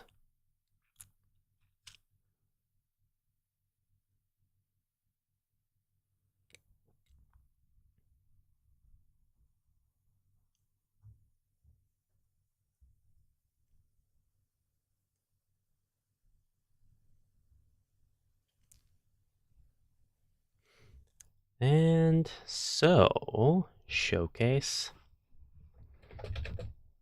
I am now streaming RPG in a Box development. I need the link. I need the link to my actual stream.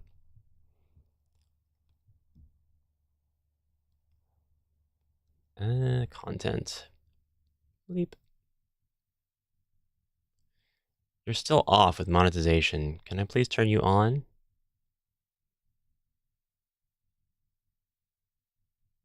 I guess you're on now. Well, okay then.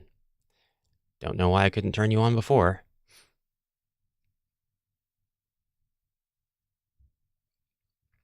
Crazy stuff.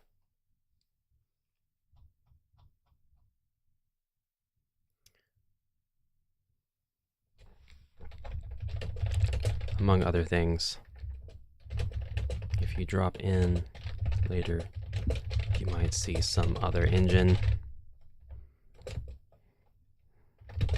Or sooner, if you drop in...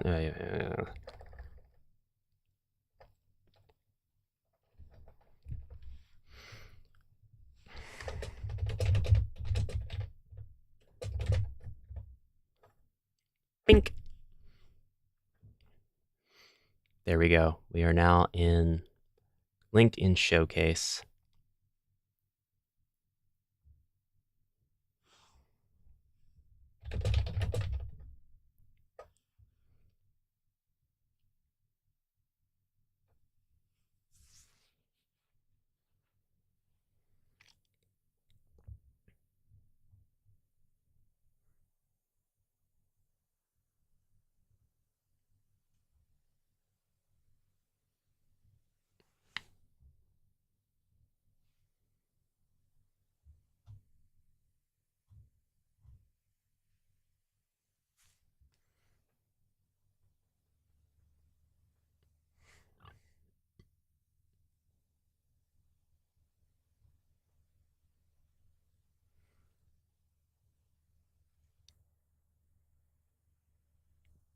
Mute self-ear listening, eyes upon workload.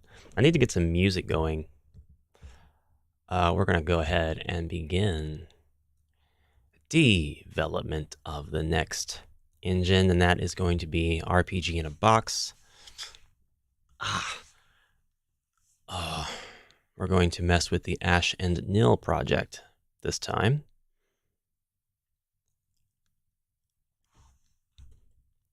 I have actually made some progress since my last video. Maybe one day Bakin. Bakin will be after this. Bakin will be right after this. All of it will be in the stream.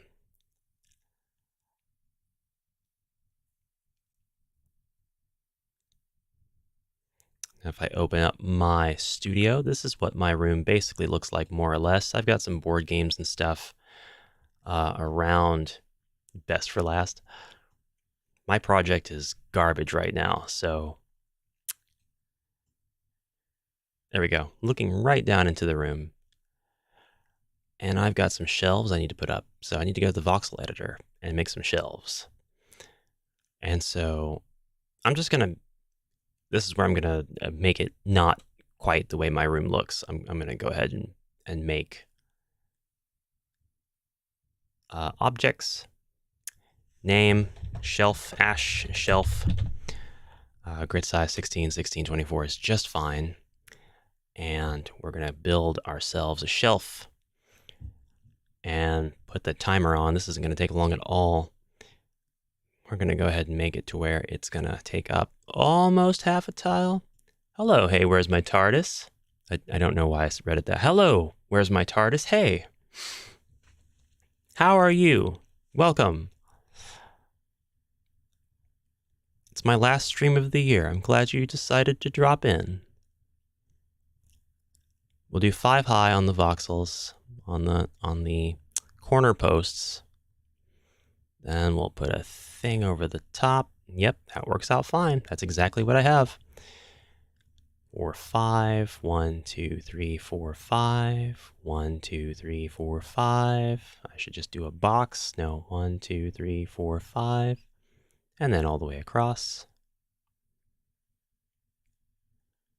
And we double check that. And still looks great. 1, 2, 3, 4, 5. 1, 2, 3, 4, 5. End of your stream. Yeah, bring it on, 2023. 2022 was a good year. I had a lot of growth. I learned a lot of stuff. I got better at a lot of the stuff that I was doing. 1, 2, 3, 4. And then the top. I'll just do 3. I actually want to put stuff on top of the shelf like it is. So, and you know, we had mainly good fortune throughout the year, so I gotta respect that. All right, and then we've got some board games on these shelves. So here we go. Board game, board game. Board game. That's interesting. Let's not do it that way then.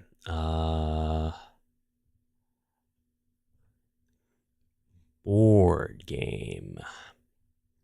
Board game. Board game. Board game. Whoa. Whoa. There we go. There we go. There we go. Keith Anders. And Anders. Anders? Good morning. Good afternoon now, actually. It's habit. What is up? I'm making some stuff that I have in real life. Invader Sill, yep. Yep. I know. Yes, this is RPG in a box. As the hopefully incoming crowd will be able to tell you.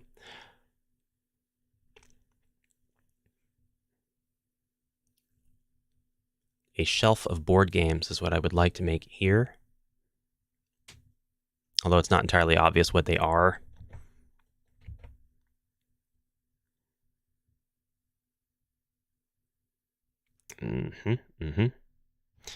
That's fine. I'm just going to make this crooked stack. And I got a couple of like larger boxes and stuff. And then I've got expansions that are smaller, haphazardly stacked. They're actually not haphazard, they're packed. But it'll look a little bit better this way. Can you export the models? Yes. Actually, somebody else asked. Oh, that was the same. Yes. Aren't you a day early on this end of the year thing? Hello, Citizen Coder. Welcome to the stream. Thank you for dropping in. Thank you for dropping in as well, Invader Sill. Yes, you can export these. You can't export them as models. You can export them as... I'll show you. Somehow. Let's save this one first. There we go.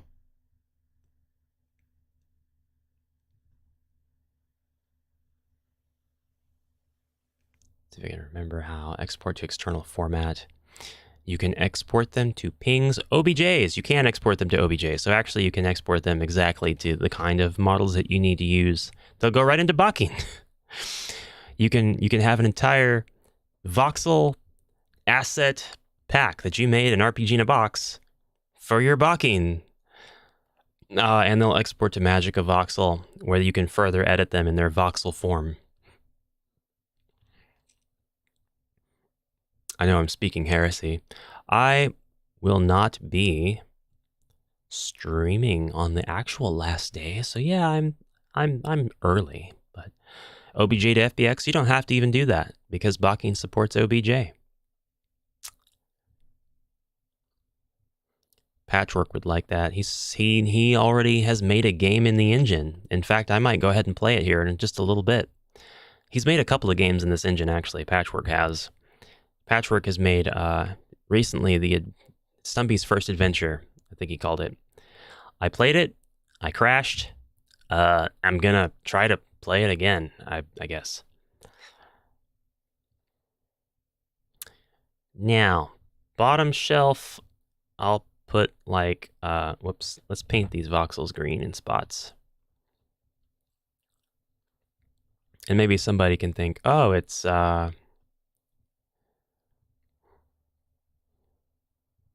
nobody's going to think that's Dungeons & Dragons. I don't know what I was thinking. That's the dark red. I would love to convey that that's what it is, but I don't think I can do that, so I won't worry about it.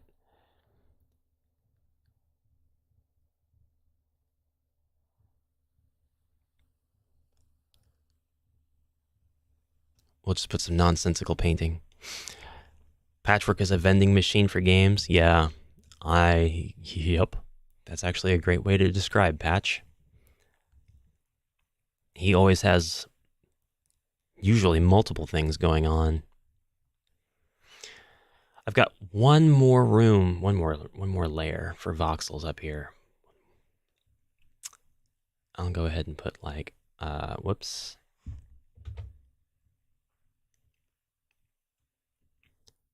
I don't know what these are supposed to be. Just more representations of board game stuff.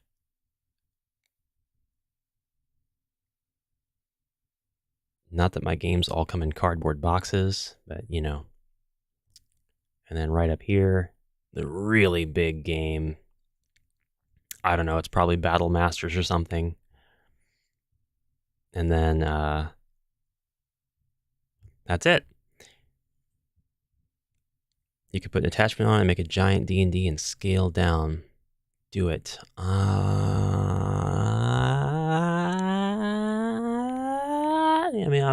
mean, if I wasn't absolutely certain that it would take me an hour, then I would do it.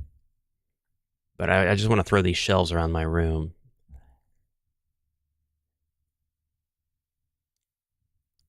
But learning the subgraphics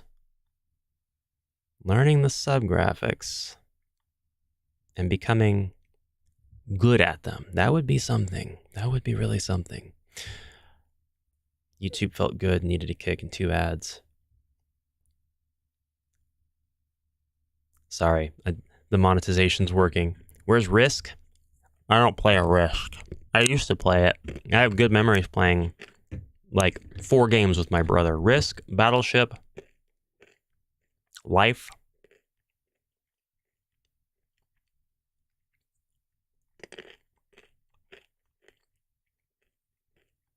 And something else. But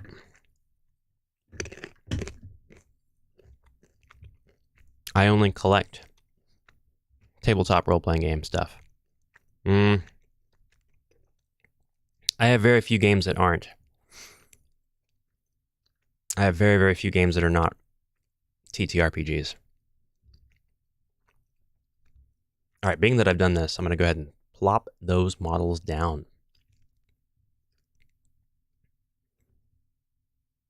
It'll just go right up against the wall. And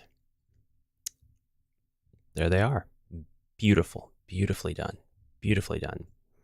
I'm going to pretend that I actually do have 4 whole shelves and not just 1 full of board games. Although the one shelf I have probably has all of those board games combined onto it. It's kind of dangerous. It's probably a safety hazard at this point. And that's about all I have in here. I have 2 more shelves that have got junk on them. I guess they could actually represent. That's fine. But then I'm done. Oh, there's one more content creator related thing I want to make. There's one more thing I have to make. Right? It's the ring light. It's the ash ring light. Paul House. Good morning. Good afternoon. And welcome to the stream. Server tower, coffee pot maker. I don't keep the coffee maker in here. Computer tower, yeah. I do need to edit the computer desk asset for sure. Camera, microphone, light. Stop giving me more work. I'm going to spend like a total of 10 seconds in this room. And that is it.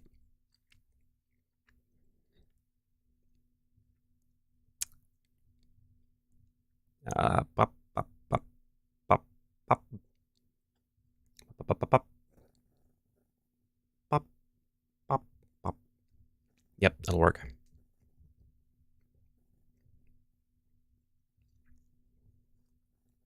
Grab.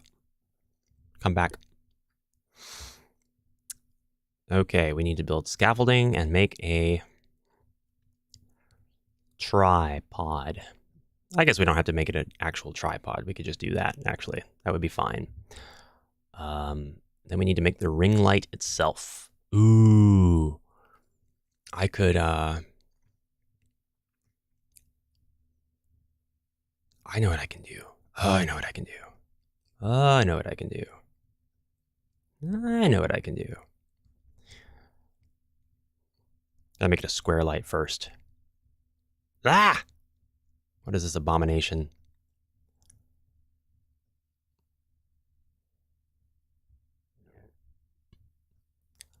I'm gonna put stuff. I'm gonna put emissive on here. Make it a light. I can't remember how to do it, but I'm going to do it. Add selected color palette to list. No. I need like light. That's what it'll do. Think just like that. Very good. That will be the emissive color. So we'll put that on here. And then like it'll affect what's in front of it, not what's behind it. Actually, I'm doing this a little bit incorrectly. It's a ring, so it needs to look like a ring. There we go. Not bad. Not bad. I forgot to say hi. I've been here for like an hour. I've been sidetracked trying to create some decent weather particles and effects here. Hello, Misfit. You know, I bet people would love to check out your effects here, particles. If you had like a pack that you were willing to sell. I bet you that would be really cool. Model properties, light source on. And now it is a light swell. Not exactly. Energy. Wow. I guess I thought that would work a little bit differently.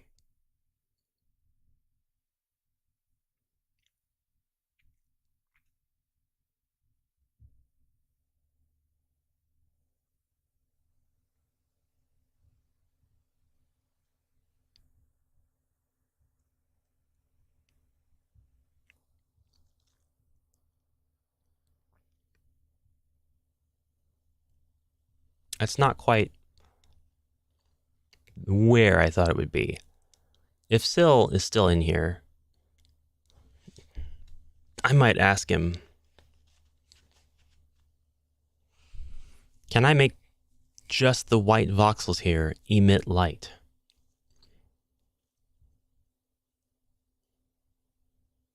Whew, still here.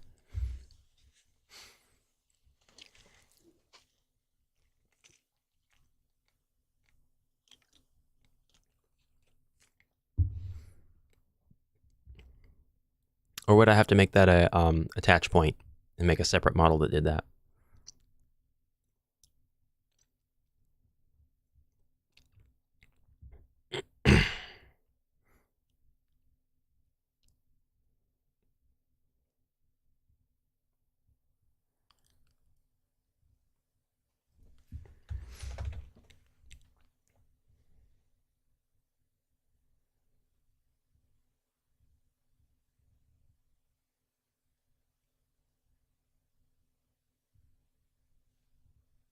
Select the color you want it to be emissive and click the plus button.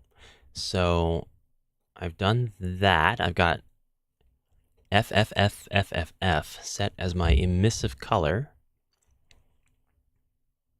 Or do I have to push the button now? Okay. I think that's what I wanted. Light source is on. The color here is not related to the light source, I guess.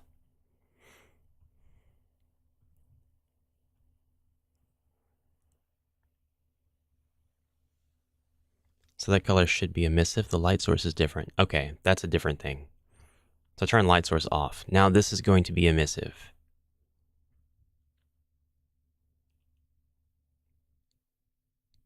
I see.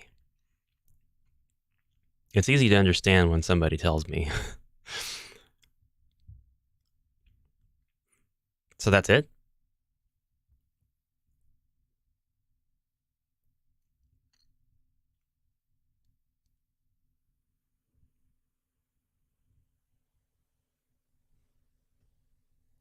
Oh. I wouldn't mind releasing some particle animations for people in the future. I probably wouldn't charge anything since most of my assets I use are free. Karma. Well, that would be very nice. Very nice of you. Oh, I see. So here's my preview. And like in a dark, dark room, the white voxels are definitely lit.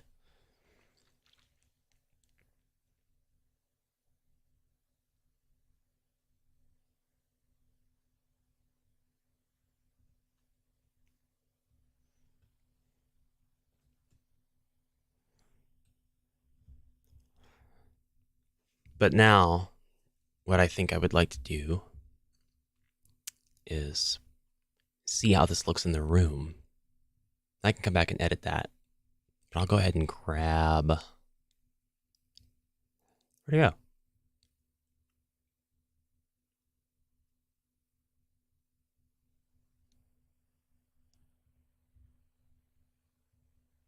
Oh, I saved it as a tile. Oh, that was a terrible idea. Why'd I do that?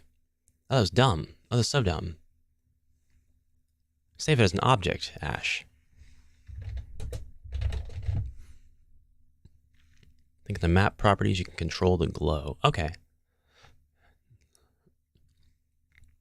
me get rid of that tile version of it. There we go. Back to the map. And the ring light is actually positioned not right there. It's on my desk. Doesn't appear as though I can do that. I might just copy the portion of the ring light and put it on my desk. Maybe. Well, I'll put it there, and I'll go back to the voxel editor, and I'm going to go ahead and move this like way over here, and then back. Whoa, that's not back, that's up. We've got a poltergeist now in my studio, and back almost all the way. And I'll save that, and I'll go back to the map editor, and that's okay. That one's okay.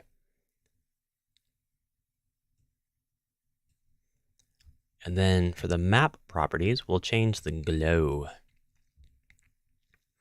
Ambient light, directional light, global illumination, glow. If I turn the glow on, yes, it is lit. How cool is that? So we'll save that. I'm going to edit this model of the desk because it is evil. So I'm going to move it up a few frames, several frames. I'm not going to make it exactly like the desk I have. I'm just going to go ahead and edit. You know, I'll try not to sweat it. The desk I have is gray. Yeah, I mean, that's going to be fine. Gray, gray, gray, gray. One more gray. There we go. Wonder if the motions would carry over? No. I don't know about the Vox format, but OBJ doesn't support motion, so you won't be able to get the motions that way. The motions are more RPG in a boxes thing. They stay in a scene, I think, format that contains the data necessary for RPG in a box to read it and render the model's motions. So OBJ does not like motions. All right, I'm gonna go ahead and raise it up one more.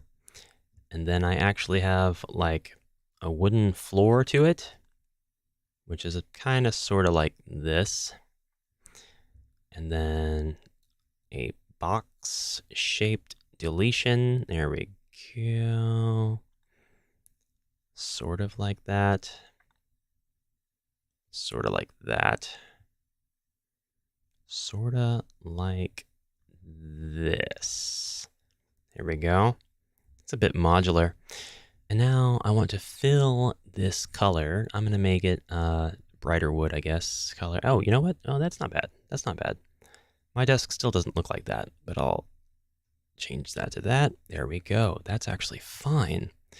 Delete these voxels here. Delete, delete, delete, delete.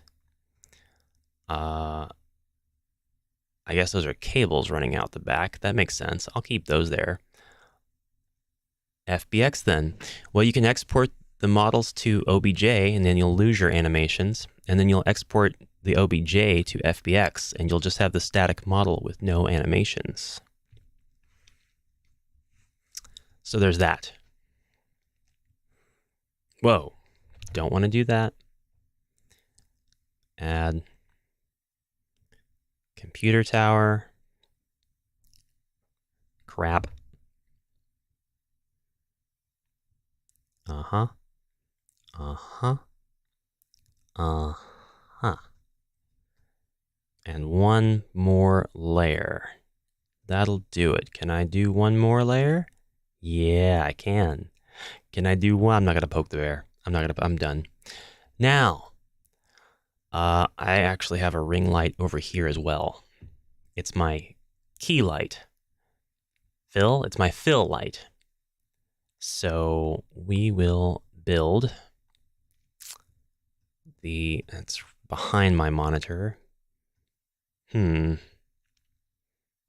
then add each with Bakin if you want long run stuff.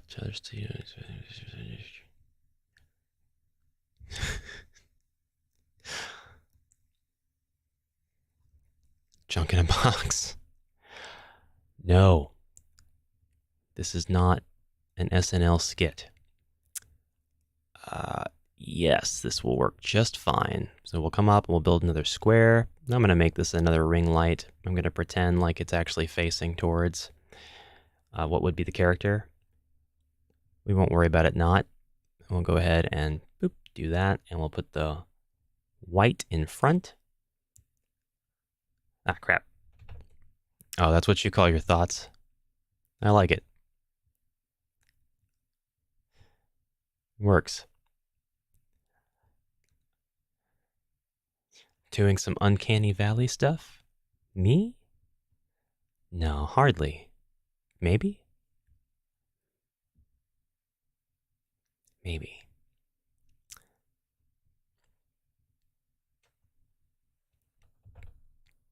All right, so that's white. Let's add that to the white. Model properties, all that's fine.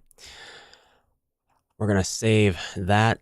And I actually like what's on the screen, but I think in the future, I will replace what's on the screen with my end screen that you guys, anybody who sticks around to the very end of the video and hears the dinky chiptune music, whenever you see the red screen. Okay, nobody has entered for the blue dice. So now it's time to roll the dice and see who wins. Out of all the 0 people who have asked for it, number 5 is the winner of the blue dice. And I will message nobody and ask them if they would like to give me their address for the blue dice. We will go ahead and do another giveaway for the blue dice now. I messaged nobody and I got an automated response back saying that that message could not be delivered. So once again, here's the second giveaway on the channel. Anybody who wants to win a, let's show these off close up, huh? 6 wooden, beveled, painted, and engraved HeroQuest dice, courtesy of ReproQuest.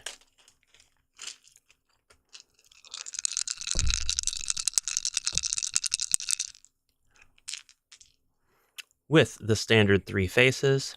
My chroma key is kind of cutting into them. They look glittery. Trust me, they're not glittery. I actually would love that. I think that would look really cool, but they are pretty pastel, static. So, there's the participants that I wanted 30 minutes ago.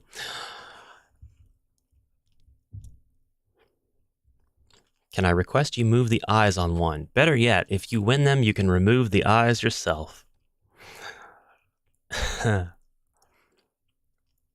Misfit does not want to enter the giveaways. That's totally fine. Figured out the export size is 0.01. Basically, if you make your male characters 18, semen females 16.5, you'll get a good 1-to-1 from Bakin imports. Very good advice. Speaking of Blender, other platform, other modelers, I don't know.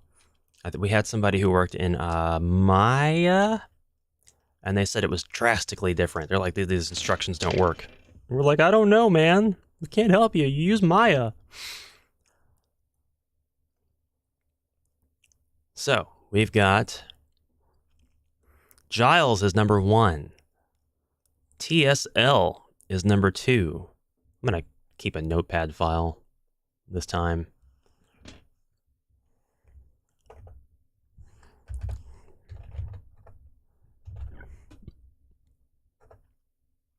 Evolution is number 3. Moseth is number 4. White Rabbit is number 5. Giles says blue is better than green.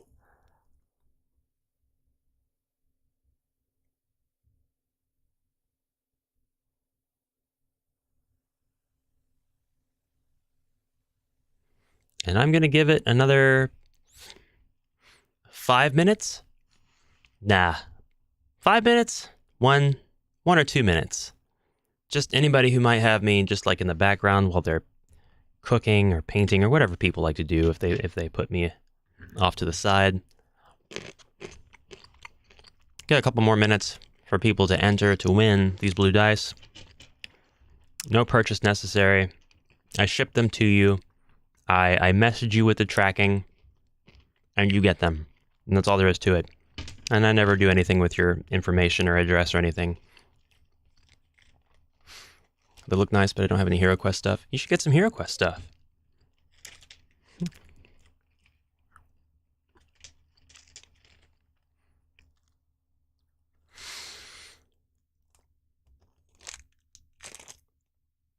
Classic. I should clarify. Classic HeroQuest stuff.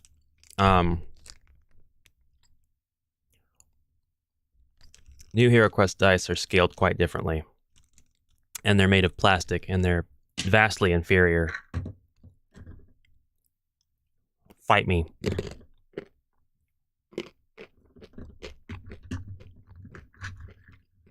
Well, see, my shelves of unplayed board games says otherwise. See, if you had HeroQuest, it wouldn't be on your shelf of unplayed board games. It would be hitting your table regularly.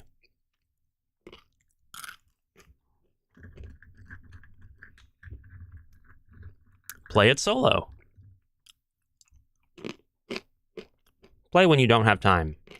Play when you do have time. Play online.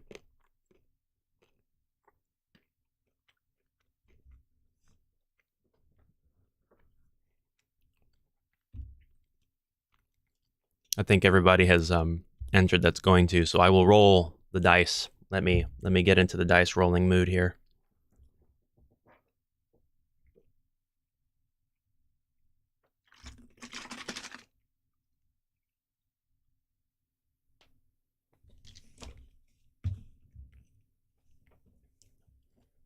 Oh, wooden dice are so much better to roll than plastic. I don't know. I think they sound better. They feel better. You need a set of custom carved mammoth tusks. You're right. I'll just run down to the store and request the mammoth. Yes, I'd like the mammoth dice, please. Shrink down. Whee! Then, holla. We need to grab our display capture. Zoom in. Ever try metal dices? No, I have not. I would, pretty sure that counts as a weapon. They were selling Viking drinking horns at the market before Christmas. I have a Viking drinking horn. Sort of. It's not the kind with the tapered down to a point bottom, so I guess there'd be quite a few folks who would say that doesn't count. It stops short so that you can set it down on a surface, a flat surface. But I would love to have one that has the included loop holder that you can just set your horn in. I got a few different drinking apparati. I try to drink the drink from its appropriate glass or other container. Got the old wooden ones for GM and the plastic for the players. Yeah, there you go. White Rabbit has the correct idea. The Game Master gets the wooden dice. Your players get the inferior plastic dice. I had a few 6-sided bone dice once. It rolled well, felt good in hand. That's cool. That's really neat. I wouldn't mind getting bone dice. Sustainably sourced, of course, and ethically sourced. All right, we're going to roll the dice. 1 is Giles, 2 is TSL, 3 is Evo, 4 is Moseth, 5 is White Rabbit, and if I get a 6, I will win the dice. I am number 6.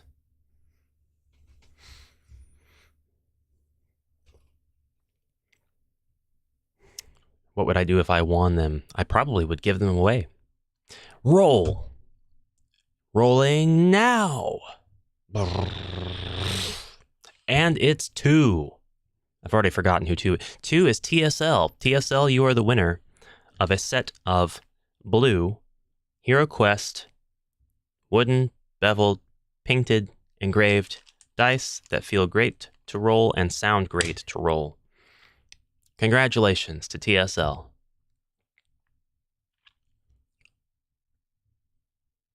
Yay! If you would, find my information, my Discord information, and reach out to me. You may have to send me a friend request first, and then let me know that you did that here, and so that I know that nobody's pretending to be you or anything mean like that. I don't think I have anybody like that, but you never know. You never know. And then I will have them out to you. I think Monday is when I'm going to go to the post to do all that. So now, what's next? Back to RPG in a Box. I'm not done with RPG in a Box. I wanted to make that emissive, and I wanted to go back to the map editor and check it out. Oh, it looks great. It's there, and it's emissive. Fantastic. Thank you very much, Sil. I do appreciate that help. And that actually does look a lot like my desk. It's just that I have a glass front. TSL, I'll find you somehow, just at work at the moment. All right. Well, when you do, comment on the video afterwards, just so it all jives up. And then maybe let me know what your Discord username was and stuff like that. And if not Discord, then you can email me. That's a little bit trickier. I'd rather it be Discord if possible, because if you email me, then I got to ask you what your from email was, and then you're putting yourself out there. I don't know. I try to be safe and discreet for everybody, you know? I don't want anybody to feel like they're putting themselves at risk or anything. We've got vagabonds in the world who have nothing better to do but then to be vagabonds. So here is where all of the magic happens. The one thing that I am missing is a chair. So I'm going to go ahead and get my chair, and I'm going to go ahead and put the thing on the desk that holds my phone. I will go ahead and do that. So after my chair and my phone, I'm going to consider this map done, because we're going to be here not for very long before Ash gets so bored that he decides he needs to open the box. And let me tell you, of all things, why did he have to open the box? This is going to be a so I almost said it. I almost said the word. It's not that in RPG in a Box. It's not that. It's an attach point. I'm going to go ahead and get into the attach point. Oh, the screen is off. I'm sorry. Let me fix that. Let me just...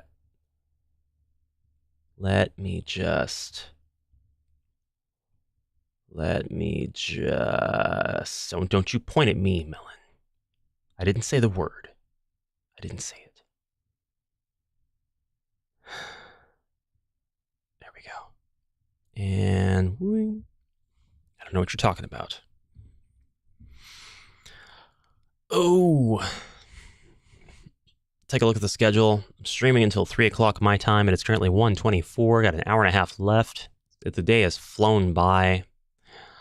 I'm going to be off of social media all day tomorrow. Maybe Sunday. I gotta see which one Char wants me to do. And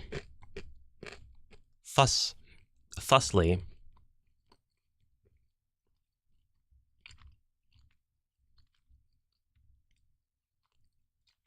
it'll be pre-recorded stuff from now on. Don't do it.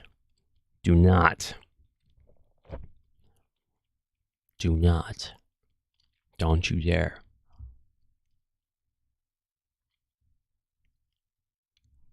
All right, we're going to make a new model. This time it's going to be an object, and it's going to be Ash camera. And basically, my camera is on a weighted stand so that it doesn't, fall over. And it just kind of looks like this. It's nothing fancy at all. I'll go ahead and offset it because the camera is going to be boop, boop, boop, pop, pop, just like that. Neither.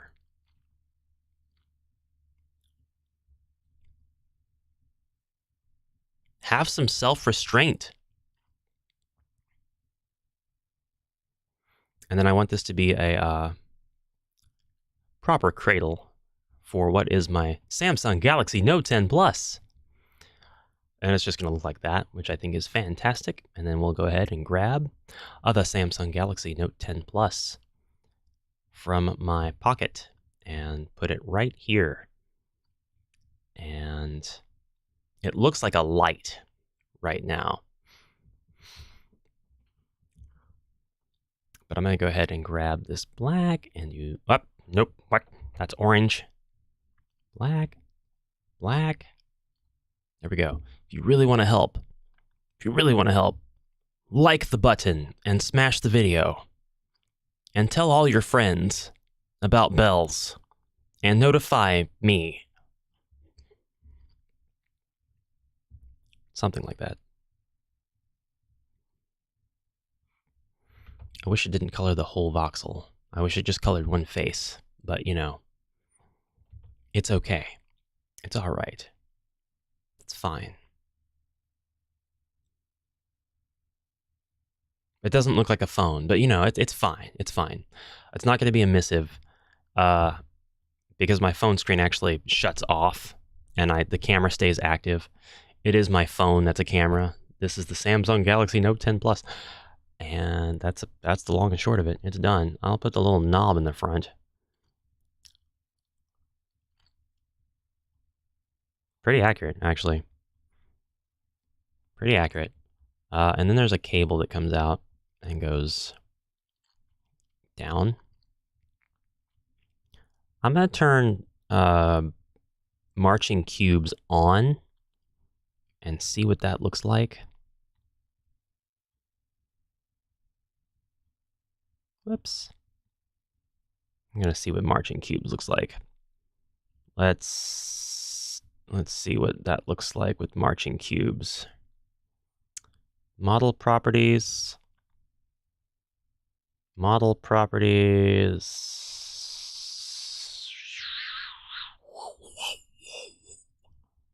Mesh. Marching cubes. And then we save as Ash Camera. And then we go back to the map editor. And then we grab, no, we don't. We go to the voxel editor.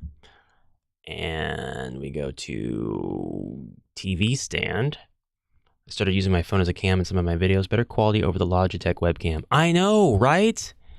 It's such a mind-boggling thing.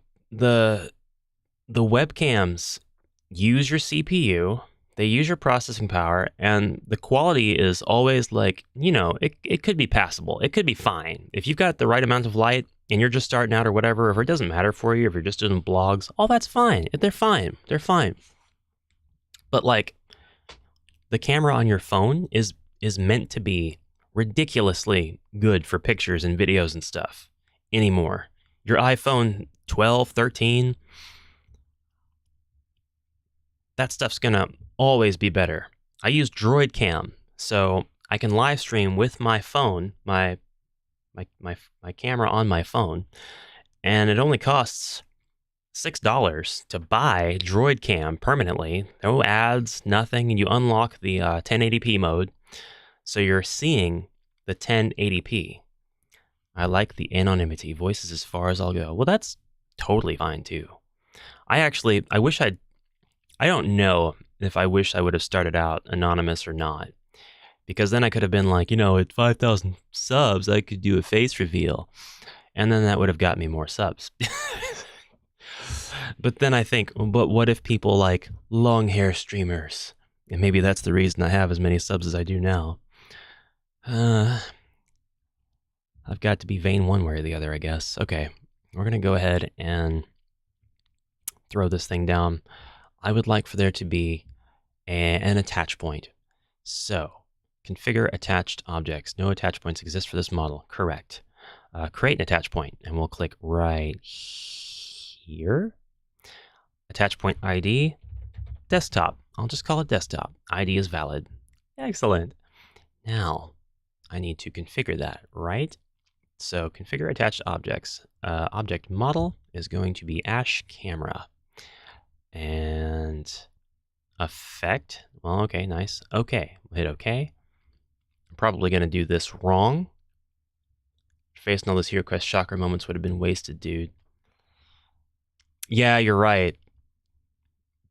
But on the other hand, folks like Manly Badass Hero, who plays RPG Maker horror games and all kinds of other horror games, he's gotten to a point where he's let his voice inflect his surprise and other emotions and stuff. And so you can laugh at that stuff by hearing reactions too.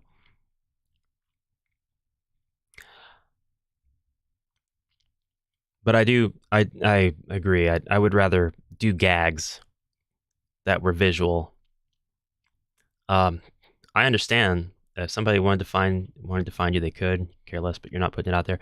I don't share the name on here, but like I posted in the HeroQuest groups on my personal Facebook instead of my AmalgamAsh Facebook. So names out there. I've talked about my novel. I've talked about Rewonderland. Names out there. If you want to look, you'll find. And that's only bit me once. And it didn't really bite me because I didn't start doing this with the intent of hiding that away. I knew that I didn't mind because, you know, the next door neighbor could be as dangerous as anybody who might decide to dox you or whatever. But like all the YouTubers most of the YouTubers that I watch, the small time ones, you know their name. They say their name or whatever. Or they're on Wikipedia or what have you. But like, I don't know, it just doesn't like super bother me. As long as my Facebook is set to private so nobody can bother my relatives and friends and all that, that's actually what really counts for me. All right, I would like to configure this model. So if I configure Ash camera, which I already have. Oh, but I need to put the attach point on the base of the model too, right? So I can save that. Go check out the other one. No, you didn't miss it. I haven't done it yet. I was trying to figure it out before I asked. Because most everything I've done in RPG in a Box has been figure outable. And it's always super rewarding to figure it out. I'll put the attach point right there. We're just going to call it bottom. Bottom. Sorry. And then... No, you're fine. You're not backseating. I was hesitating and playing around and stuff. But Melon will find this amusing, maybe. Our silly acquaintance from a month or so ago, I guess, found me and decided to comment at me on Twitter and said something to the effect of, "I know who you are," and then said my name. And I just replied with, "Well, I bet that was really hard to find." And then I said their name because their reputation has them and the other member of their company named, and that stuff's not supposed to be public, and they haven't bothered me since. But they also may not have bothered me because every single place where I can block and or turn comments off or whatever, I've done that, and I've had to do it everywhere. It's like, if you want to make 100 anonymous accounts, do that. Waste your time. I don't care. It doesn't waste my time at all to right click and block. You waste your time and create as many accounts as you want. It's not even a fight. I'm done. Done. I'm just donezo. All right, so now if I save that and I go back to the TV stand, which I need to call something else now. I'm going to call this looks like it would be fun just to get for the voxel editor.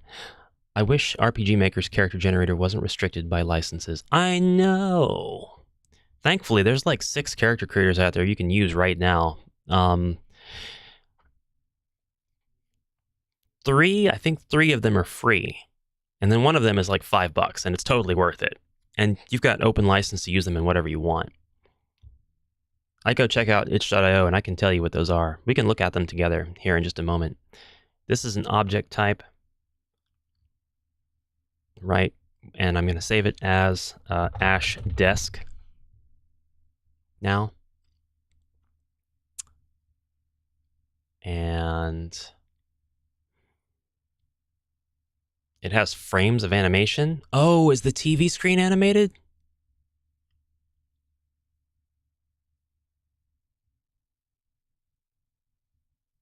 No. No, there's no reason for it to hit. Wait.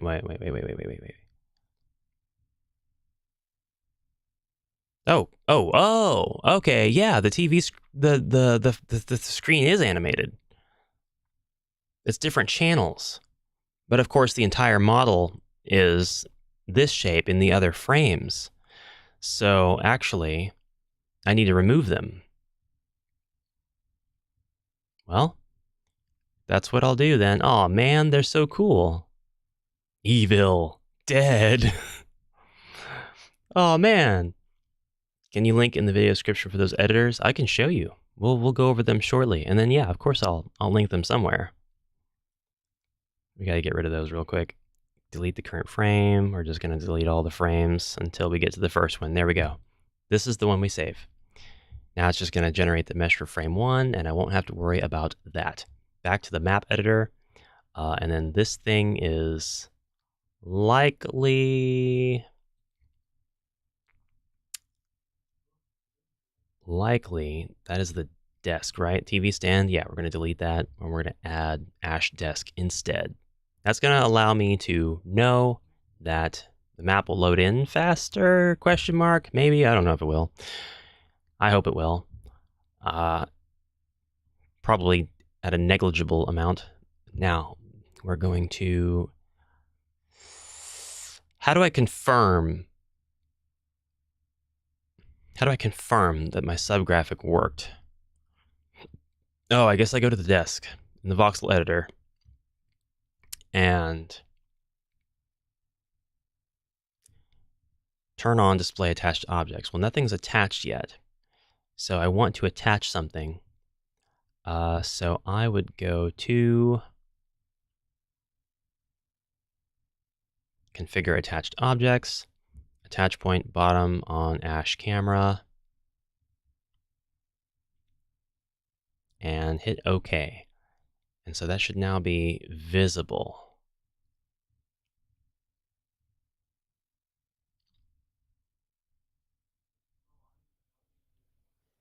But it is not. This is the point where I think I'm at my limit. I'm not sure.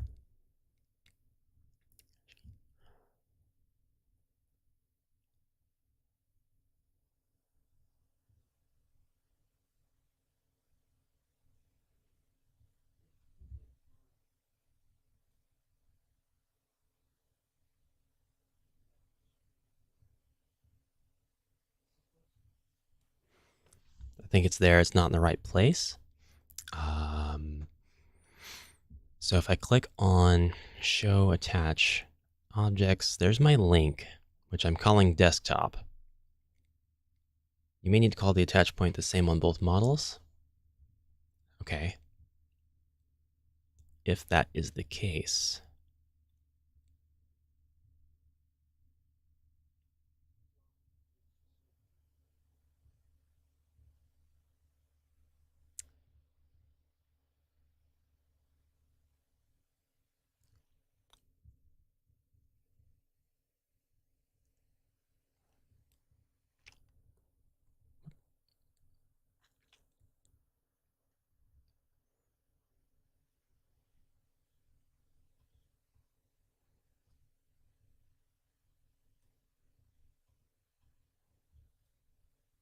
can I delete that? Boop. No. Nope, that's not how that works.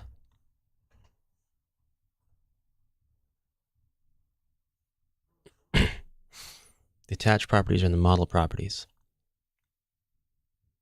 I guess I wanted to change the ID, but I'll try that first. So if I go to model properties, whoop.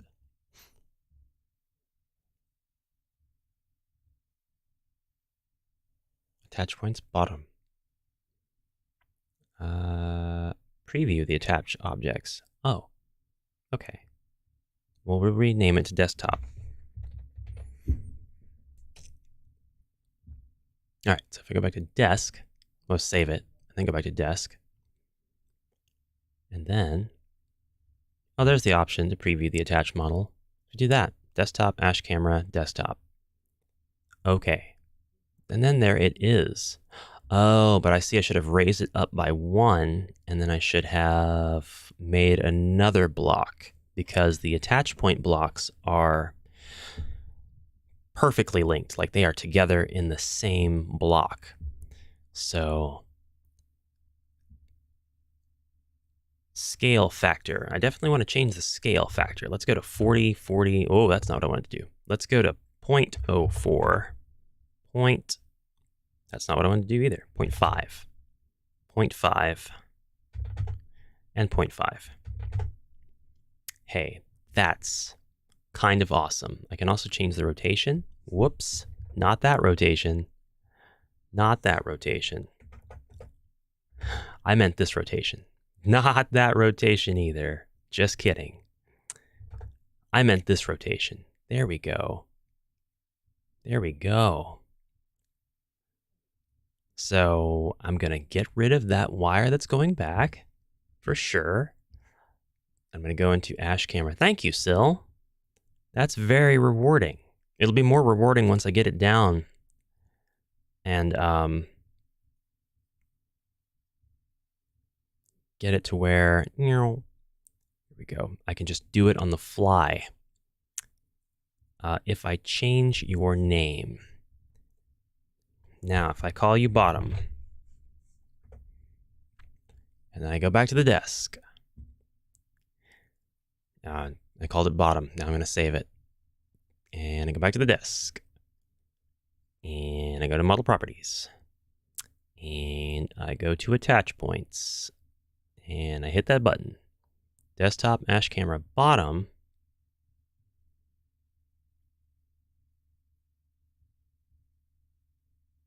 I select the attach point. I select ash camera. I select bottom. I hit OK. It does show up. Whew.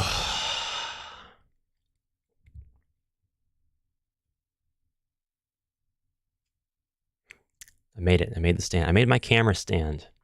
So now I've got all my setup, except for my key light actually is here on the desktop. It's not on its own tripod. So that's it. That's my whole setup done. Yeah, that's why I'm not your bottom. Mind out of gutter. Here's what I'm going to do. I'm going to go ahead and... Where's the green screen? The green screen's in the room. I will show you. I will show you. Oh, no. I was going to make that... crap. I'll just put black for now. I was going to make that an attach point thing too. But I do need to save that and go back to the ash camera and raise that up one. Yes, awesome. The attach point stays. Oh, that's nice. Then go back to the desk and then go to model properties and delete it. And then add an attach point. Haha, no attach points exist for this model. Shut up. Yes, they do. I deleted it. Undo. It worked. Fantastic. Looks terrible. Kept the rotation and not the scale. 0.4, 0.5, 0.5, 0.5, 0.5. Still really low, but I guess instead of worrying about that, I'll just increase like an offset. We'll do a Z offset. There we go. There we go. There we go. There we go. Ah, yeah. That's the stuff. That's the stuff. next to the green bodysuit in the trunk. I don't have a green bodysuit, as far as you know. Map editor, here's the green screen melon. I wish the camera controls were the exact same as they are in the voxel editor. Invader Sill, can the controls for the map editor be the same as the voxel editor? Is it as simple as hitting a switch somewhere and having it be like that? My green screen in real life is much bigger. We'll have a little studio tour.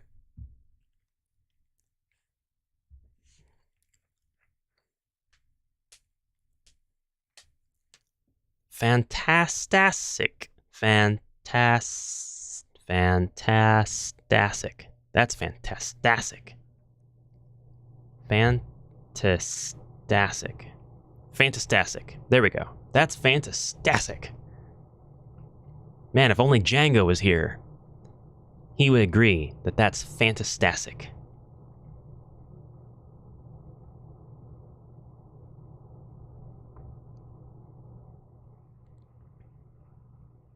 I don't know where you're about to go with that sentence, but you better stop right now. I've got a kick button, and I'm not afraid to use. Donated too much money. Kick. All right. There we go. That's lovely. Yeah, you can see the tour of the room. I'm gonna go ahead and jump over. We're gonna switch gears.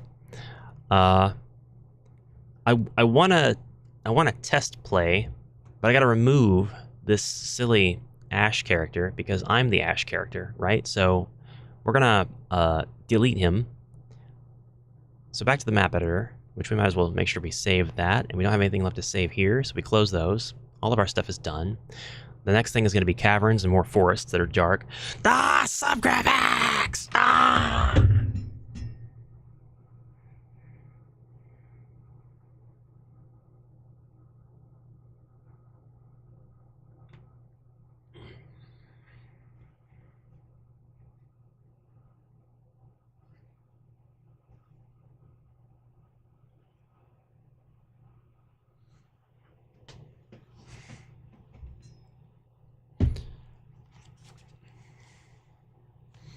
Subgraphics! I sense some past trauma. The past trauma is real. The past trauma was the lack of access to subgraphics. And now that we have subgraphics, I realize what a torturous and painful existence I have led.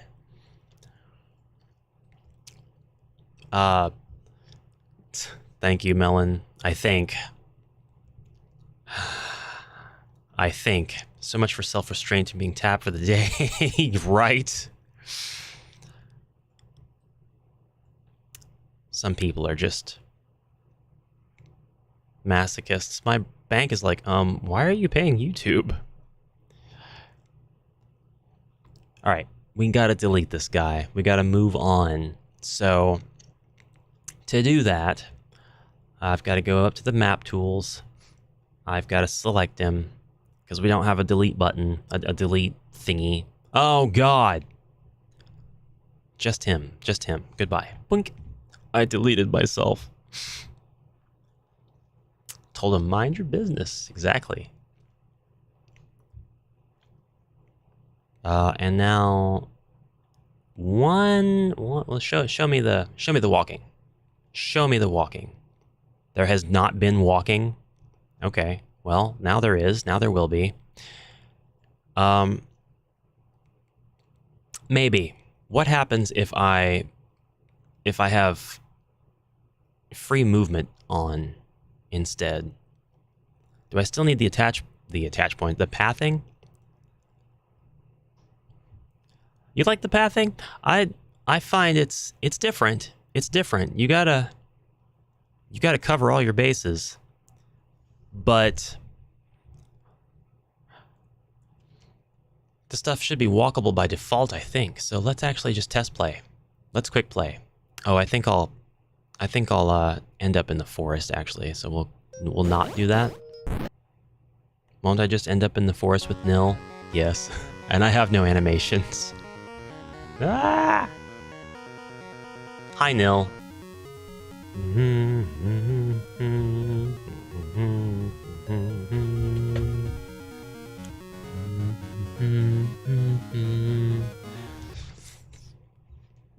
Well, it's not like, it's not pathfinding though. It's just like telling you where you can actually walk, and it's tile based. So in Bakin, yeah, that would be kind of useful for some things, I think. For now, we have the invisible collision cube we can use, which it's great, but once you put it down, you have no idea where it is. You can't see it anymore. You have to guess and delete objects that you're not sure are there or not. It's nice visual. It is nice visual. I agree. All right, we gotta make our start point here. So the startup script is what we want to get into, and startup script.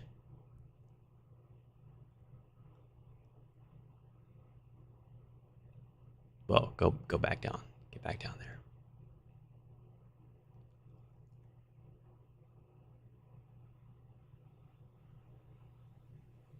That's fine the way it is. Startup script, we're going to go Ash World, and we're going to 1-1, I believe. And we're going to save that. And now we will quick play.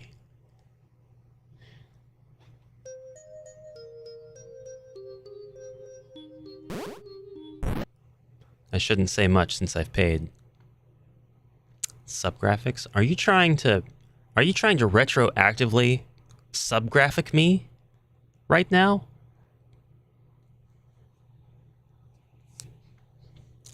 Melon, you are paying true respects here. Yeah, it's nifty. Justin made all of this from Godot. Justin is awesome. Justin is one of the kindest flippin' people. Him and Sarah both, they are super, super nice. Whoops. Tile at coordinate 110 does not exist. Let's fix that.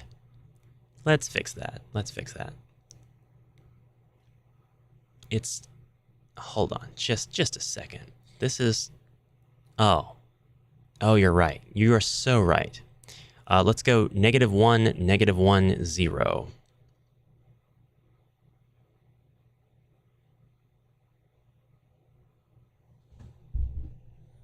It's not often I tell the editor that it's right. See, in SGB, I'm like, what the hell is your problem? What are you doing? With Bakin, I'm like, okay, you're going to be like that. It's not even available. Okay, fine. And with RPG in a Box, I'm like, I'm sorry, I did that wrong. You're right. You've been right the whole time.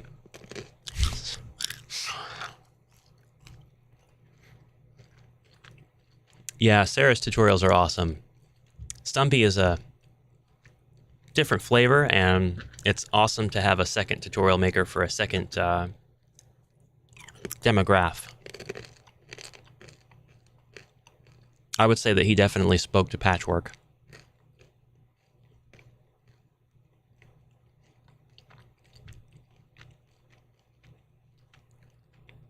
Now here's a minor gripe. The nodes on these boxes are just barely like 1 pixel off from one another, and the line that connects the two did it again. Blah, is like crooked. Oh, I know, Evo. I was playing around. I don't want you to subgraphic for me. Just enjoy the things you get with doing it. I will enjoy the things I get. Blah. The startup script should work now. So, let's quick play again. And after that, oh yay, it worked. Now I can move around freely in the tile, but like everything else seems to have collision, so I guess I am gonna have to do the pathfinding. I suppose. So let's walk. I think that's it. I think that's the extent. I think that's all I want to do. So I'll save that. I'm going to have a Ash and Nil devlog video coming up, and it's going to be the building of this room. So it's actually going to be weirdly ordered, and this is not going to be a devlog because it's just a live stream. celebrating the end of the year and how awesome everybody's been, which is something I need to like talk about. I've tried to get into SGB for a while, but it just doesn't click the way Bakin does. I see. 8-bit fart sounds. You can make 8-bit fart sounds. You can make them right in RPG in a box. It lets you edit sounds, like make them from scratch. You have free movement enabled and you can walk around in the tile. Interesting. Yes, so I don't know where I did that. I guess that's a game setting, huh? Excuse me.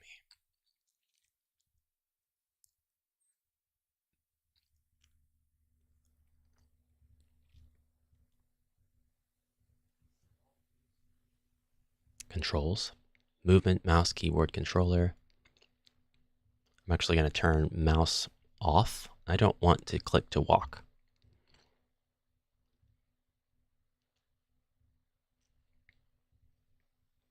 Action system, roguelike, real time, awesome. And experimental, thank you. Free movement is on, of course. I'm going to see what it's like now that I've changed it. Now I think it'll behave the way I expect. You're right. You are right.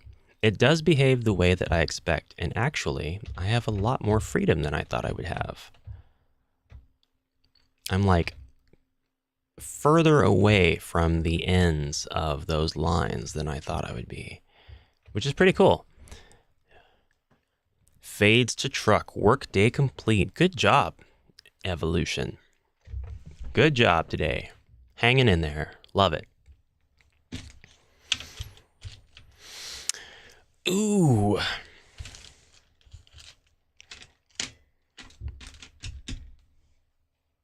Ribby won the green dice. TSL won the blue. Ward won the black. Database year-end backups are done. Got to get back to work. Have a great day. Have a great New Year's, everybody. Thank you, Paul. Thank you for dropping in. I appreciate you. See you around. See you next year.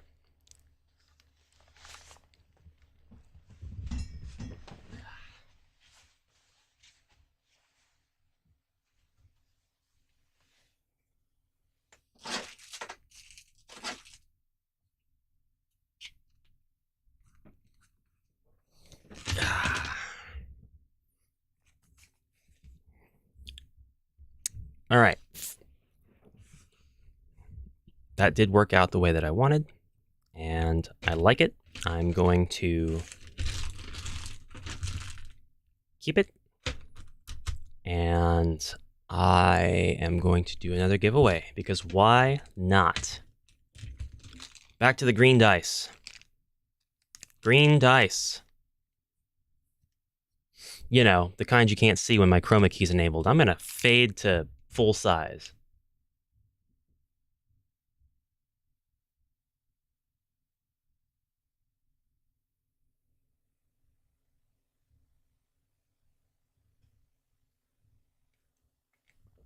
There we go. Green dice.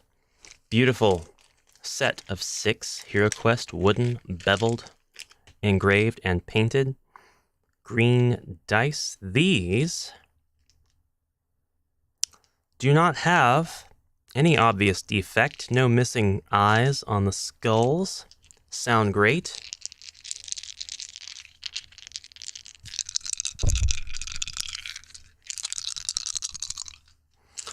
And they can be bought right now from HeroQuest on Etsy. However, shipping might take a while. Whereas I'm in the Midwest of the United States. If you're in the US, nothing takes hardly any amount of time to come from Missouri. Green dice. Taking participants now. Taking entrance for the giveaway now. And that's Evolution Artist for the first one to ask for green dice. Evo. While I wait on other people, I'm going to see about getting my animations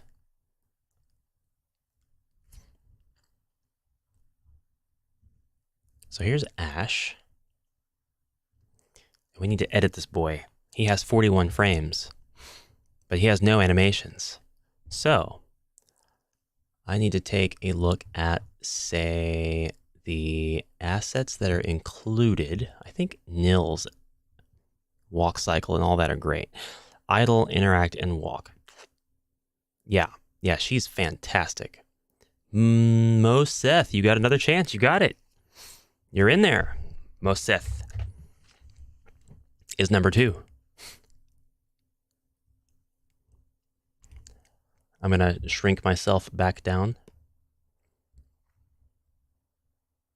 while I fix Voxel Ash's walk cycle.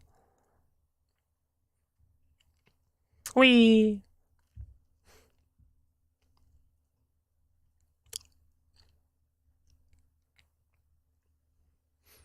The animations are like SGB and Bakin in that they need to have specific names. Idle, interact, and walk are the mandatory names I need to attach to Ash.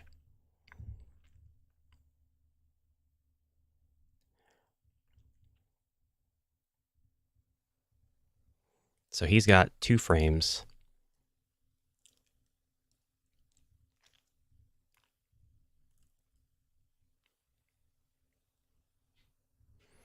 And we'll call this one idle. The start frame is 1. The end frame is 2. The type is loop. The speed, we'll do 8. The sound effect, there's no sound effect for that. We're going to play it. We're going to play it. There we go. That's really fast.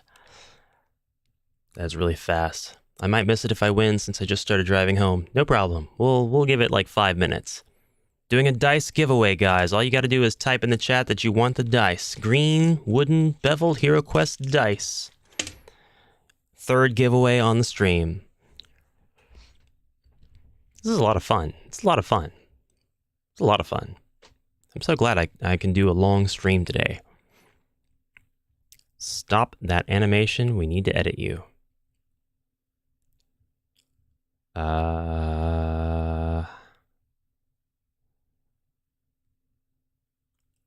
Stick a pogo stick under Ash for that animation. No kidding.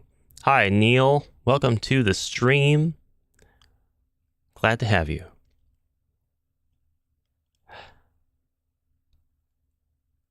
But yeah, no doubt. I would like to edit this animation. And I guess this is the only place I can do it. But, like, I'd love to get right back to where that... I guess I can just delete it and add it again, huh? Idle. Let's do 2 frames a second. I should have known exactly what that was going to look like.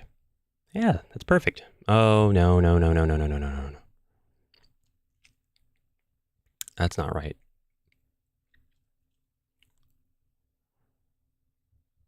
Boy, you really got to get it right the first time, huh? Idle is 1 to 2. It's got a speed of 2 and it does loop. No sound. Let's go. Pop, pop, pop, pop, pop. That's fantastic. I love it. I've played with this animation editor before and I loved how intuitive it was. Like, it's super easy to just play around a little bit and then suddenly you're an animator. It's nuts. Just like these almonds that I'm eating. All right. Next.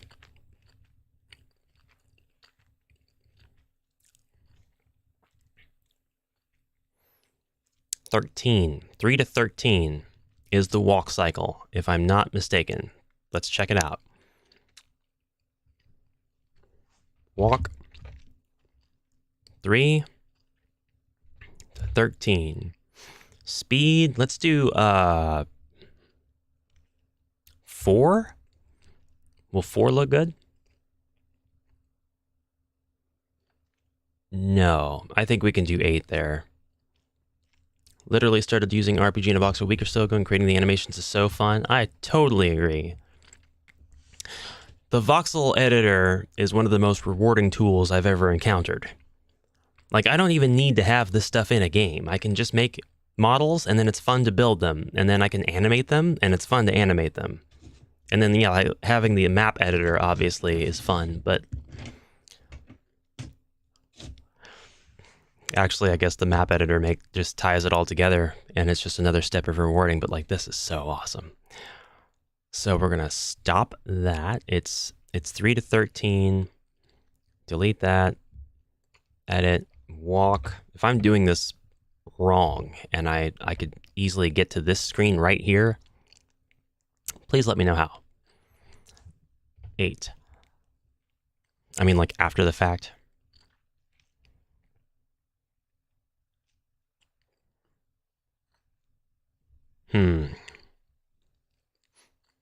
Because I don't know how to look at somebody's animation.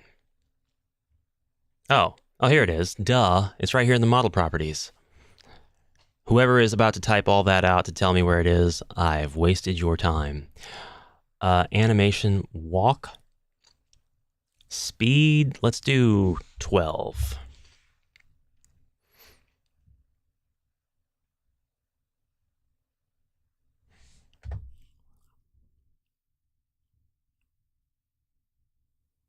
Yeah, that's fine. That'll work. That's actually kind of how fast I walk in real life anyway. No kidding. New animation, please. And this one's going to be called Interact. And by the way, I love the system of having like these named animations, because then you make them, and when you name them, they just work. That's going to be 14 to, what was it, 20?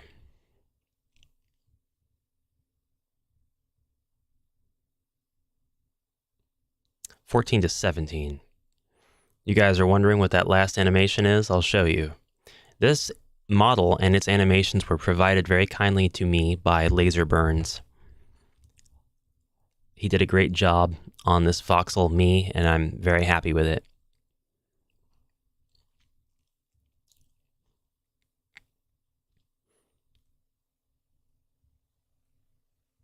Okay, it's not a loop though, it's a one-time. Does clamp mean that it stops at the end? No.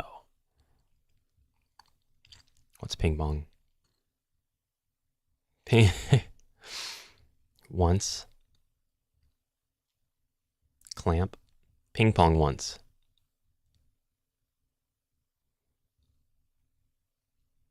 Interesting. Does it twice. Or did I go forward too many frames? Is it actually an end frame of 16?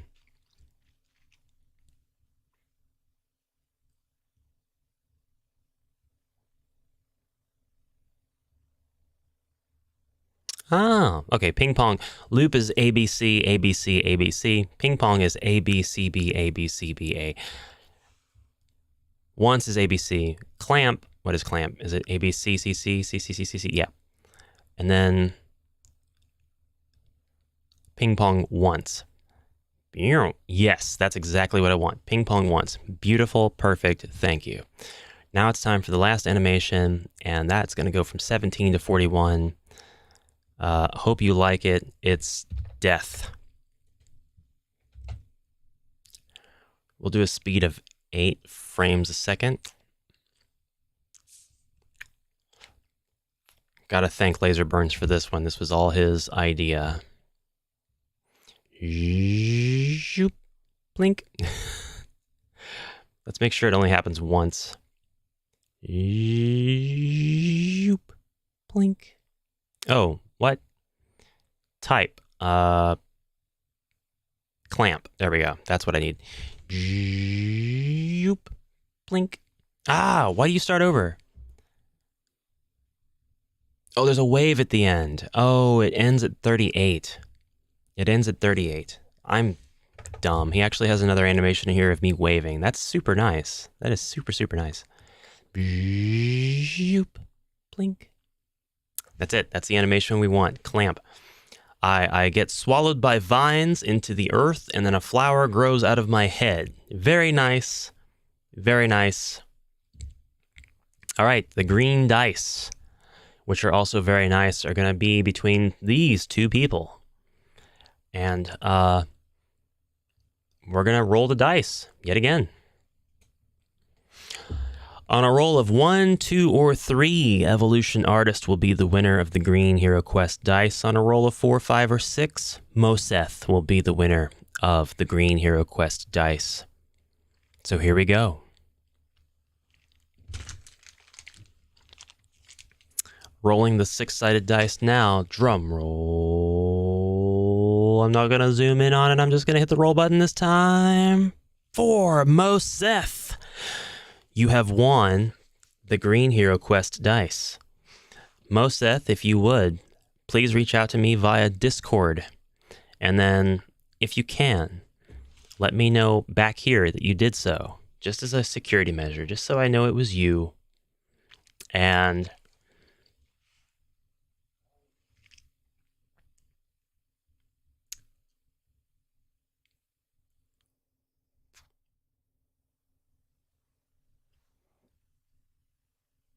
One Man Indie is doing a almost New Year's draw stream. I don't know what it is I'm looking at.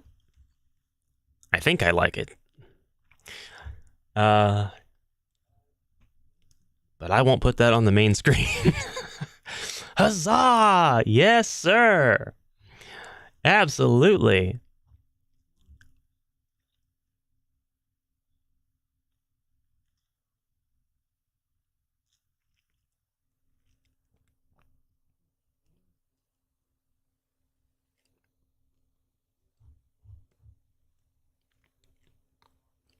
Looks like everybody's doing great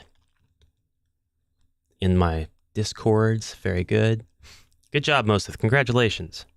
Moseth wins the 3rd set of dice. I need to actually start writing this down. Ribby gets green. I think it was TSL that got the blue, right?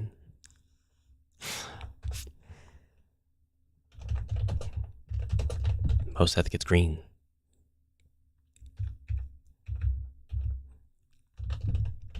Ward Icon got black. Somebody might be wondering, where's the black? Where's the black HeroQuest dice giveaway? Well, you know, I've got a set of blacks, but I've only got the one. I had 2, but I'm keeping one. They're too cool. Now I had 3. The first one goes to Ward. Ward Icon won my non-live giveaway. So that's 4 out of 4 packs, 4 out of 8, I'm sorry, sets of dice that I have successfully given away.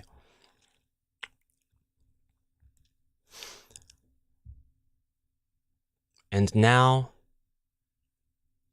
what can I do? I think Bakin is next. So we get to close that document. And we can save what we've done here. I got my Ash model to work. I guess I'll go ahead and grab the quick play and see if my animations all work and it's all good and nice and fantastic. Lovely. That would be nice. Nope.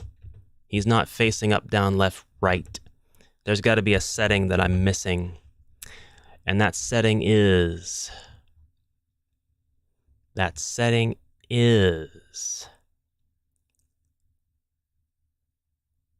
Two-dimensional is turned on. We're going to turn that off. We're going to save him. We're going to quick play. Laser burns. Whoa, that's a cool model. It is. It's pretty awesome.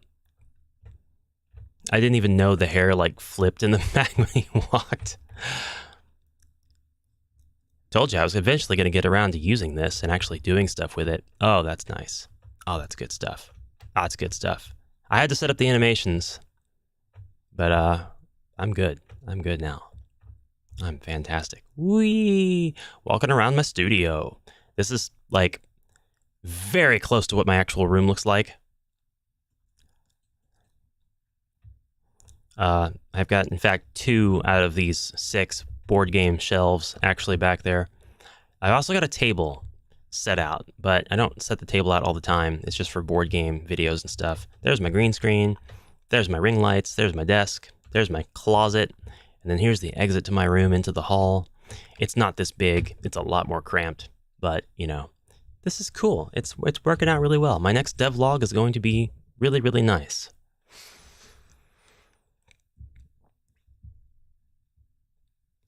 Yeah, I was just playing the death animations for everybody.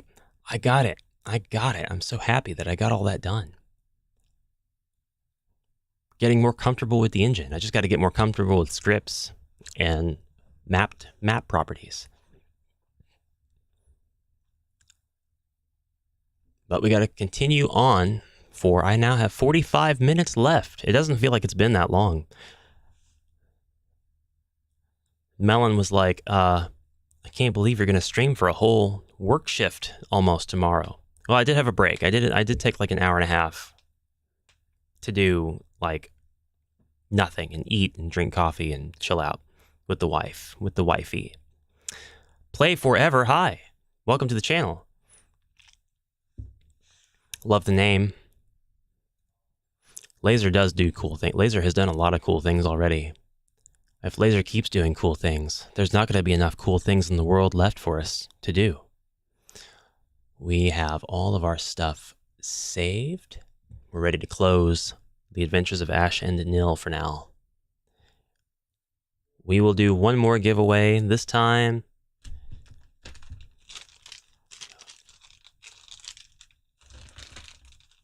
For 2 sets of HeroQuest dice, 1 blue and 1 green, both together. This time, folks who have already won the dice, if you want to enter, I will exclude the color that you've won. It's not very fair, is it? No, I guess I won't do that. I'll leave it up to you. If you win, you've already won dice, I will just send you more dice. Who cares? Who cares? Who's it really hurting anyway? Nobody. These are courtesy of HeroQuest on Etsy. He surprised me with the sponsorship of these dice, but these are wooden, beveled, painted, you know the drill, engraved dice. They look great. They feel great. And I highly recommend them. I'm keeping a set of the blacks for myself, but as for the other, the blue, the green, I'm waiting. I'm waiting on HeroQuest to work on what they're working on now. So if you'd like a set of the blue and green dice together, just say in the chat, whatever chat, YouTube, Twitch, I don't care, Twitter,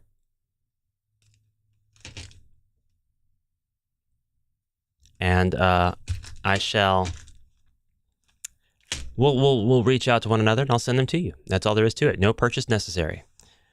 Please share the channel with all your friends and family and your grandma. Grandmas love me. Back to Bakin. Back to Bakin.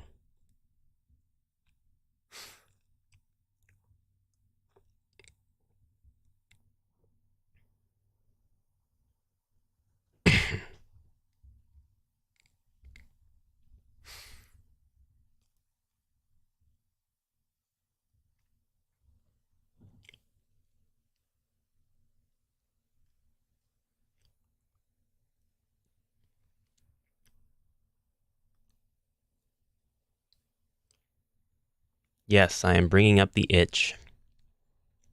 That didn't sound right, out of context. Luckily, Laser has plenty of experience with itch.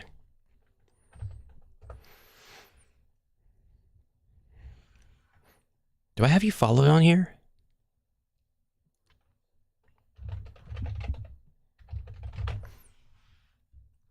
Oh my god. I'm going to do that on my second monitor.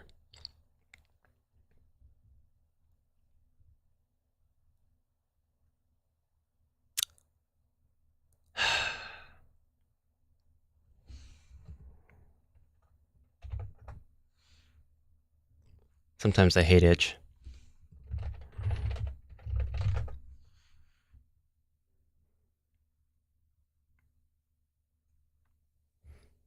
There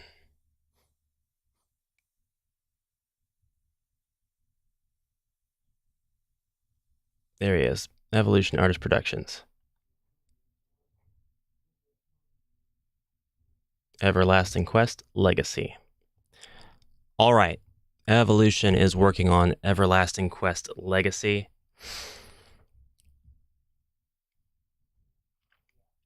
Updated videos will be added over time. A downloadable game for Windows. You can actually go and download this right now. It is in an alpha stage. I would say it's a goth-style adventure, a demo as I am designing the live game. Those who play the demo version to live version will be rewarded. The storyline is written, but still a secret to the public as we get closer to live launch. Evolution Artist has a Discord. This is being made in RPG developer Bakin.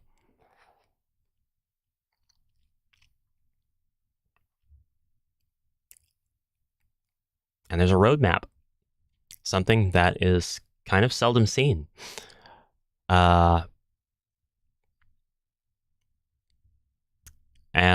Evolution has proven that he is very good at accepting feedback. Shar is bringing the bacon.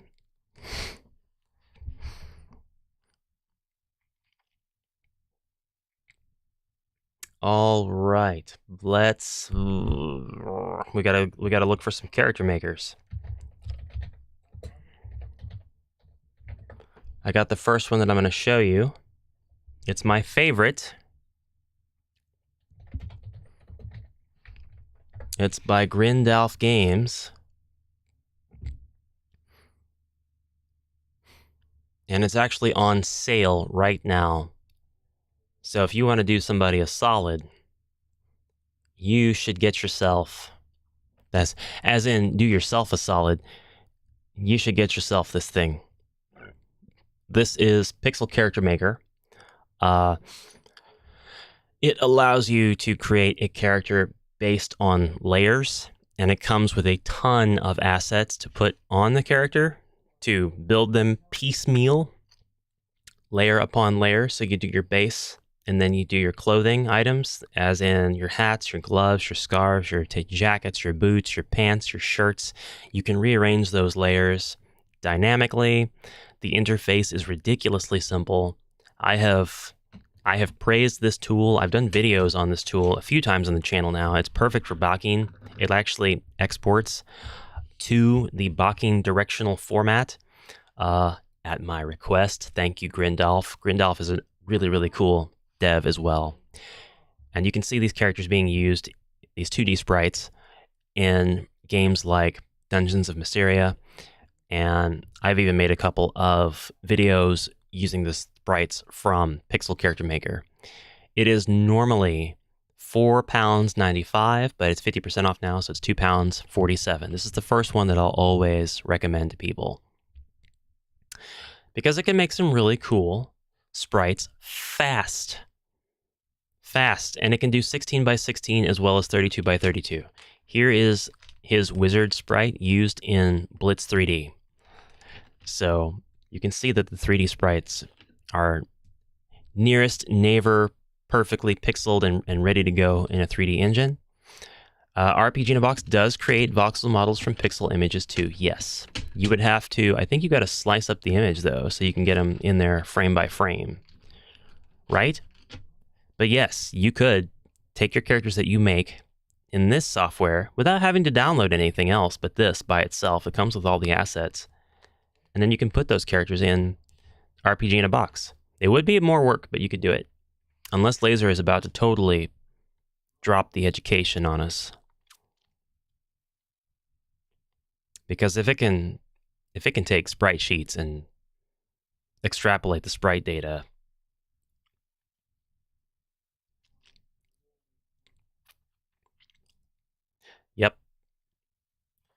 Yep.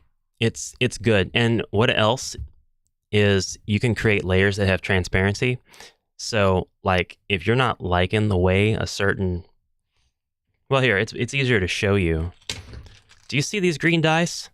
No, that's because they're transparent because of the chroma key. However, did you notice that even though they're transparent, you can't see me through them? That's because I'm on a graphical layer above them, whereas the display is on a layer behind them.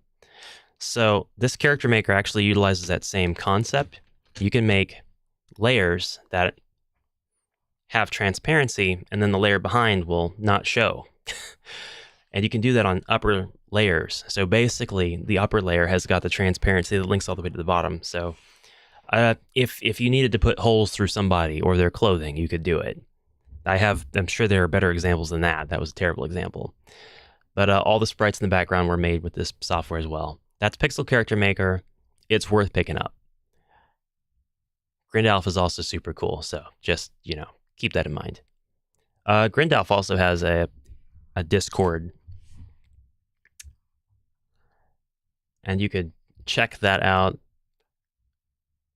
Tell him that AmalgamAsh sent you.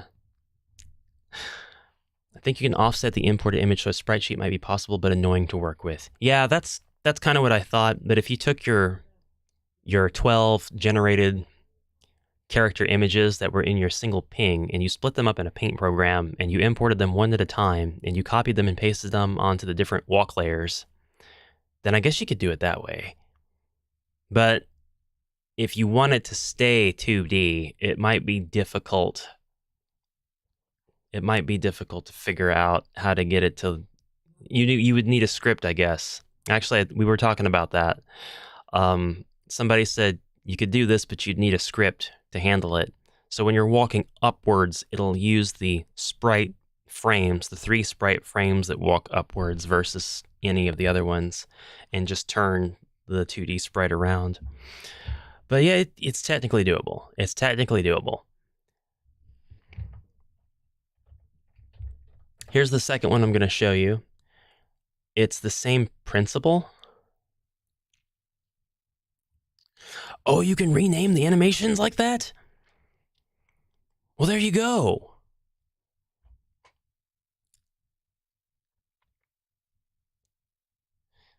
So you can assign the 3 frames to walk north. Might need to set it to 2D behavior, though.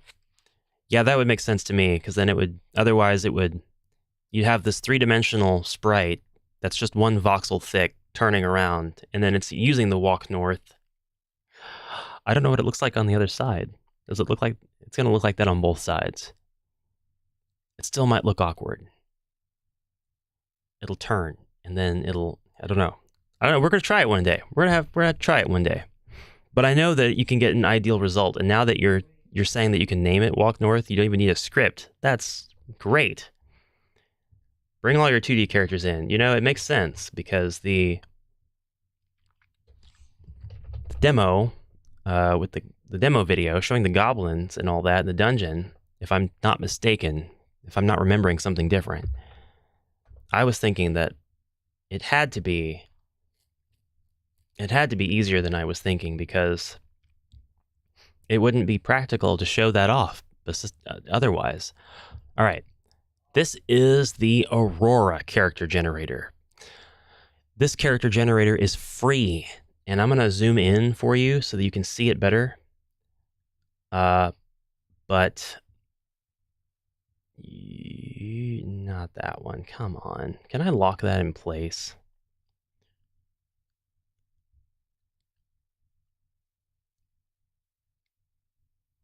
Where are you at? Face cam, display capture. There we go.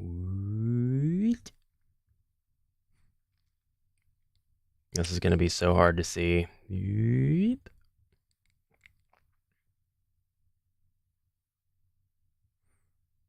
Transition. Here you go.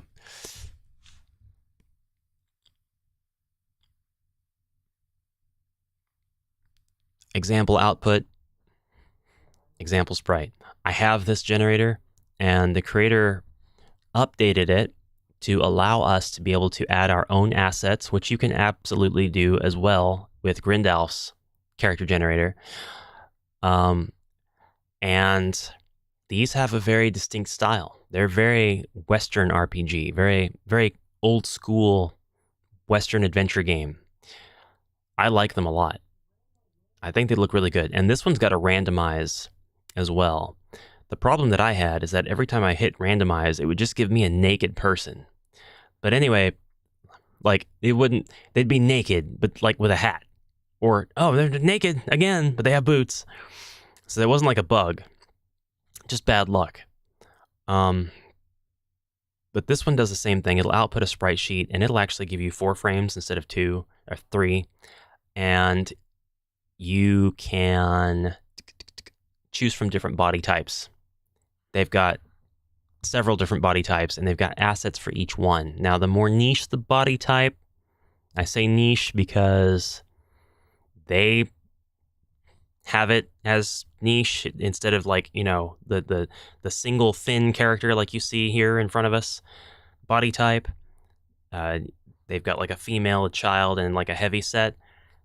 Those other ones don't have as many assets because the assets are hand-drawn to be fit to that model, that sprite rather.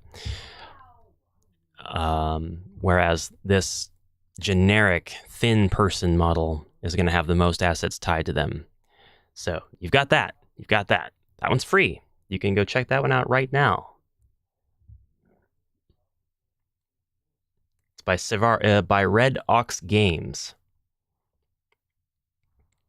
And actually, Red Ox Games has a bunch of other stuff as well, a bunch of other RPG assets. Next, I'm going to show you what I just found. This one's got a bit of second language aura on it. It's called Caramel.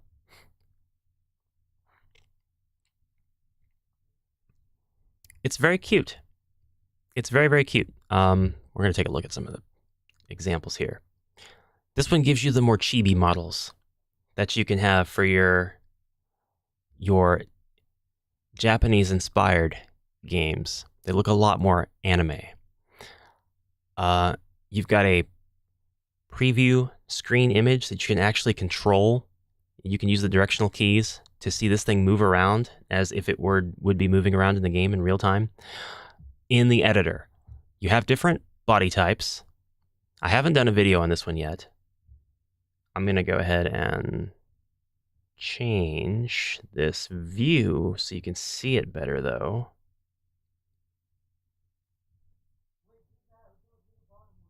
Right? I really, really blew this screen up. I guess I need to leave it blown up, but not as much. All right. So you can see, very cute princess, knight, very cute ghost and goblin examples. They've got kids, they've got elders, they've got cats. Lots and lots of cats that just walk around. They've got this style, which I actually really like. Don't know what to call it, but I really like it. I love this redhead character. It reminds me of Cyrilde. I guess they're not really kids, because you got like a person in a construction suit, hard hat, and then you got a police officer. But you can select parts, and you can layer them, and you can change colors in this one. I don't remember if you can do that in Severix or not. I think you actually can change layer colors. It is just a little bit more... It's a little less intuitive, in my opinion, but it can do the job. And if I'm not mistaken, you can add your own assets. Some of the UI was hard for me to brain. But you got this button right here, this dedicated ping button, and then boom, you've got your ping for that character.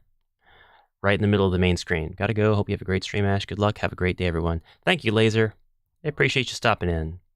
Have a great day. Have a happy new year. Be safe. Yeah, I wonder. I think Patch would like that. I can see it now. Friendly ghosts that sell you Subway sandwiches.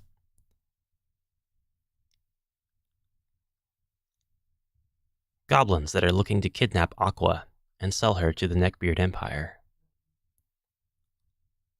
Old ladies that are actually gargoyles in disguise. Yeah, that makes this all coming together. This is free, so you're able to grab that for free, and then you can actually grab character sprites for free from the same creator. This was last updated May, so technically its update was later than Severix Aurora character generator. The last character maker Let's see if I can remember. I'm just going to my downloads, actually.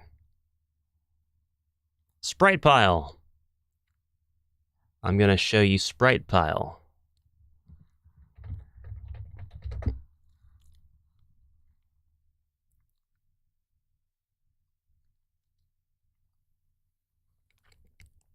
There are two, all right? There's two Sprite Piles.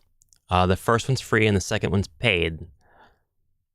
I don't know why I said this was a character creator, because it's not at all. Oh, okay, yeah, this is a different box of worms. This is actually something that allows you to stack voxels up, basically, in the same way that we can already do with the built-in RPG in a box tool. And then you'll end up with 3D models that look pretty cute to me. But you go up layer by layer. So when you're ready to go to the next layer, you just click next layer, and then you can draw wherever you want in that layer, and it'll appear as the next layer over the top. I think we get onion skin with this, if I'm not mistaken. So you can see what happened on the layer just below. But like, that's how you can get stuff like this. I think this would be awesome to use and like stick with, and say this is your only asset maker for a Smile game builder or Bakin game, and make something that's like super low res.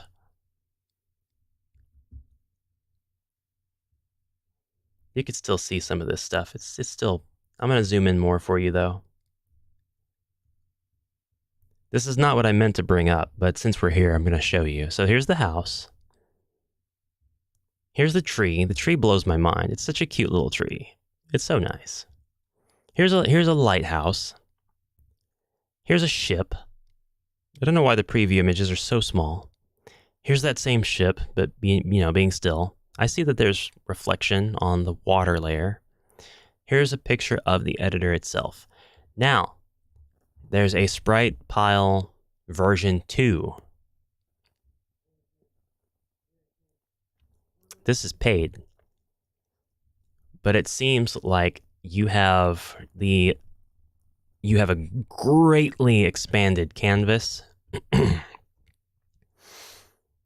You've got a pencil, a brush, and eraser, bucket for 2D and 3D, a 3D fill bucket, line, rectangle, circle, color replace, color picker, selection, X, Y, and X or Y symmetry, and outline. And this will give you a canvas that supports width, length, height of 1 to 1024. So a 1024 cubed square. That's a cubed square, yes. Good job, Ash. You've reached the 5th dimension, and now you can fade into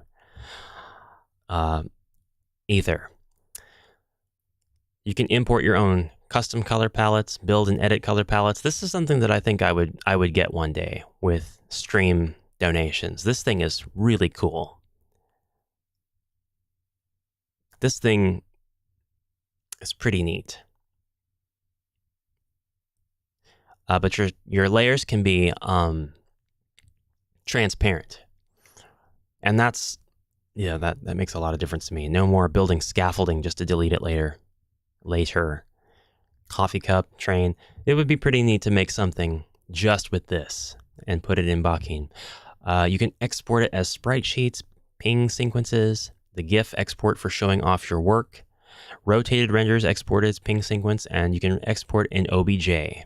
3D and perfectly optimized, they say, which means that they probably have a very, very small texture file. This is Sprite Pile 2.0. If you wanted to know if it was for you, you could just download the free Sprite Pile 1.0, which looks like the same thing, but it's much, much smaller. The canvas is 256 by 256 by 256. Yeah, it does do onion skin. So you can see layers forwards and backwards up to 5 in each direction.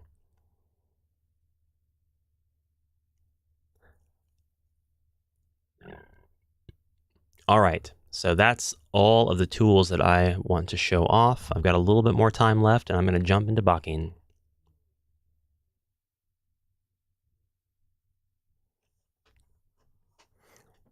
RPG developer Bakin.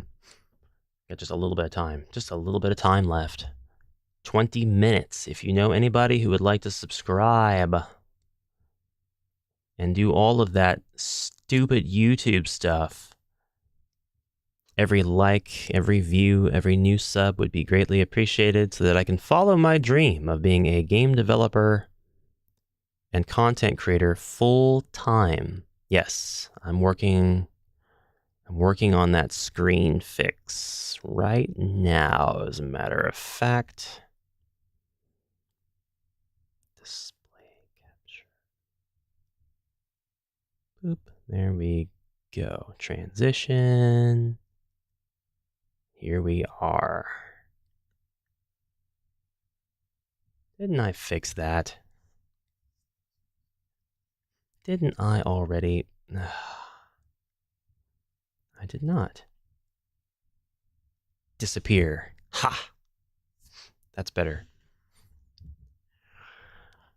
I think I started the year with 1,000 just at December, and that allowed me to become monetized at the very end of December. So I became monetized basically January 1st, which is really, really cool. And I've managed to gain 4 subscribers. I've managed to gain 5 and lose 1, but I've managed to gain a net of 4 subscribers this stream, which is really nice. So that's fine. That works for me.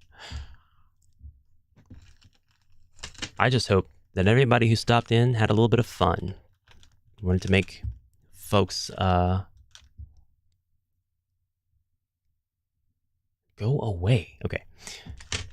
Make some folks' day a little bit brighter, maybe, to steal a line from Daily Dose of Internet. All right, the winner of the blue and green dice is nobody, because nobody entered. We'll do one more. I'll give them away at the very end of the stream in less than 20 minutes. Anybody who's interested in a set of blue and green, or since this is the last giveaway of the stream, is anybody left? Is anybody left that's into HeroQuest? Did all my HeroQuesters leave? That's probably what happened, to be honest. So here they are. Here are the black HeroQuest dice. The black have white outlines. They're basically completely inverted from the white HeroQuest dice. This is the perfect set for your Zargon. You can. Evolution says I'm here. Evolution? He's a HeroQuester. These beautifully painted, etched, and carved dice can be yours. No purchase necessary. All you have to do is just say that you want them, and I will enter you in my next dice roll drawing to be revealed about 5 minutes from the end of the stream. Add you to the dice. All right, Evolution. 1 is Evolution. I don't care if you already won. Re-enter. It's up to you guys. It's up to you guys.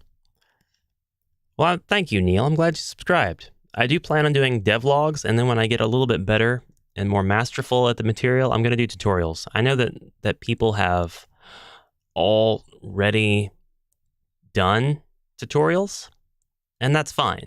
I'm going to do tutorials in my pace, my style, and get what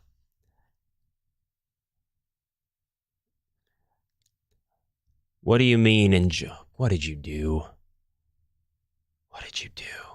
No. I wasn't asked. No.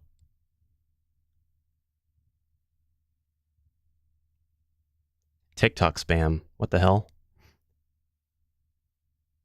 Ugh.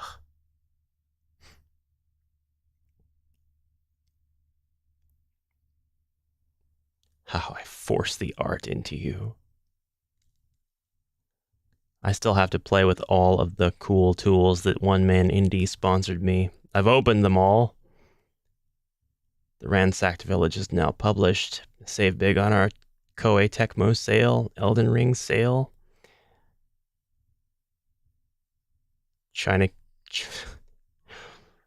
The local Chinese restaurant is wishing me a wonderful 2023. I've been gifted. Ah, Evolution. Thank you. You do not have to do that, my friend. Do not have to buy my friendship. We are already bonded. But thank you so much. Evolution Artist just bought me Sprite Pile 2.0, so please look forward to seeing video content on Sprite Pile. That's incredible. You're awesome, man. It's the Long Hair Club. All right, I need to go through and count the entries. I got to get everybody entered in this thing. I'm going to have like no time to do anything in Bakin, but it's okay. Matthew, welcome to the stream. Thank you for subscribing. And I'm really glad you enjoy the content. Be curious what drew you in. So that's Evolution, 1 for Evolution, 2 for Ribby. 2 for Ribby because Ribby was a definitive. And then TSL got in there with his definitive huzzah. So that's 3 HeroQuest entries for the black dice. The black dice. I'm going to count to 10. And then we're going to... I'm not going to close off the entries. I'll wait until the last minute. We'll go ahead and get back in here. We're going to go into Project D, and we're going to continue to edit Project D. Definitive. Wah! You could just buy them. They're only like $3 or $4. It's just the shipping that's the problem. It's just the shipping. But the dice are a work of art. The dice are really, really well done. And Avalon Hill has gone on record to say... Oh, go on then, I'll take a chance. Moseth it is. Moseth said, never mind my pride, I shall enter a second time. And why not? Why shouldn't I? Why shouldn't I enter all of the giveaways?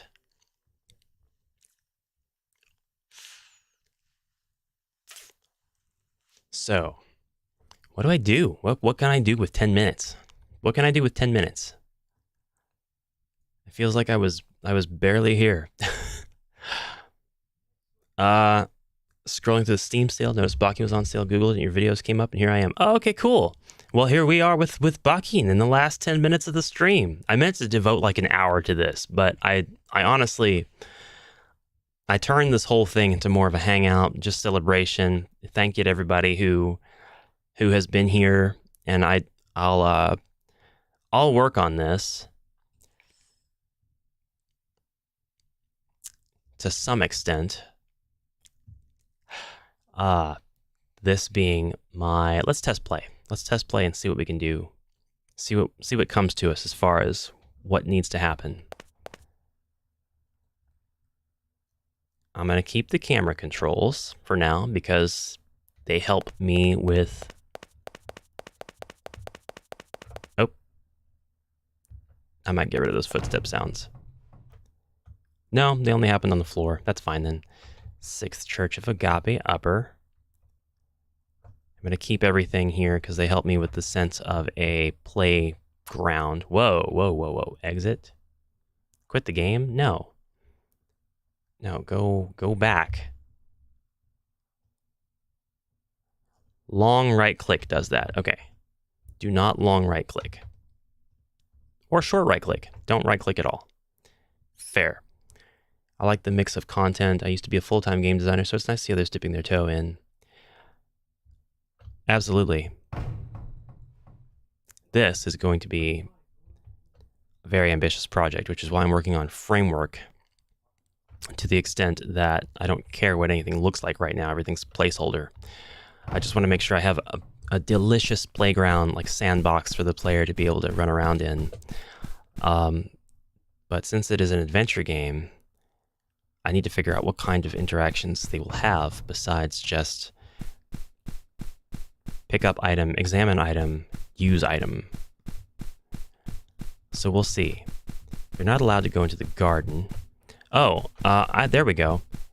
Anybody who is a Bakin user, can you tell me how to fix that? You can't see it very well, but like there is a violent shake that occurs whenever I'm running up against this wall. It's extremely obvious to me while I'm playing, but it doesn't seem to be even present in the video, so I wonder if it's a frame rate deal.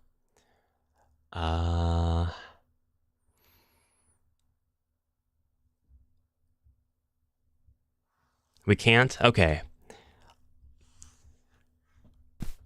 I didn't know if it was possible, and we just, like, we did have a fix, and I just missed what the fix was. Okay, so when Darkhand complains, he's talking about that, and then also his lack of actually knowing how to event. Oh, the almonds did it. The almonds. They make it sound like I'm saying things. It's the annoying collision glitch. Well, that's okay. I'll figure it out another time. Slime cave. Shadow throwing. Shar has... It's like shade throwing.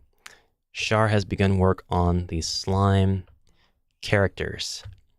And although I would like to have artwork of the main character, the initiate, we'll call them, it's character creation, very, very important to me, as well as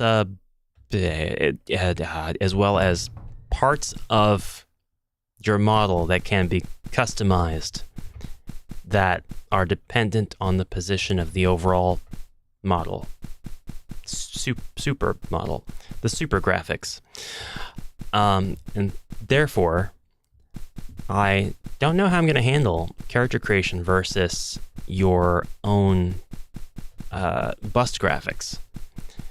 Like, go ahead, I'm dried up. No, it's fine. I've milked it. I've milked the joke. Not monetarily, like not on purpose or anything like that. It just, I've said it enough for about a week. After a week, I'll be fine. I'll say it some more. So, no idea right there. There was another character creator, and I hate to throw shade on it, but like it is so flippin' expensive. And I bring it up because it's Vivace Stella's Stella character generator. It was $25 when I bought it, and I think I bought it on sale. And I did a video on it like 2 years ago showing what it looked like when you exported the graphics to MV3D, and they look great. I mean, they're RPG Maker characters. There's nothing wrong with that. But like, it also lets you, at the same time you're customizing your sprite, it's got the bust graphic and I think the battler, if I'm not mistaken, the battler graphic too. All of those things would change at the same time.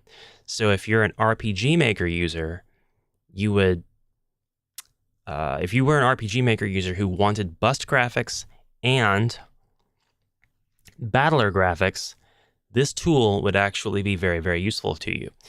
It's just the problem was the price was $25, and there comes a point where, yes, it has a million combinations of items, but 999,000 of those are going to look remarkably similar, because you're talking about technical combinations where, like, oh, now it's the exact same character with the same hair, same clothes, top, bottom, same eyes, same teeth, same nose, same skin color, but now the earring is moved 1 pixel to the left, and things like that.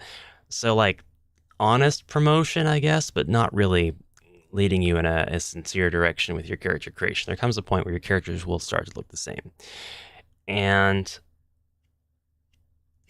that's fine, because to each their own, but the price went up to $50.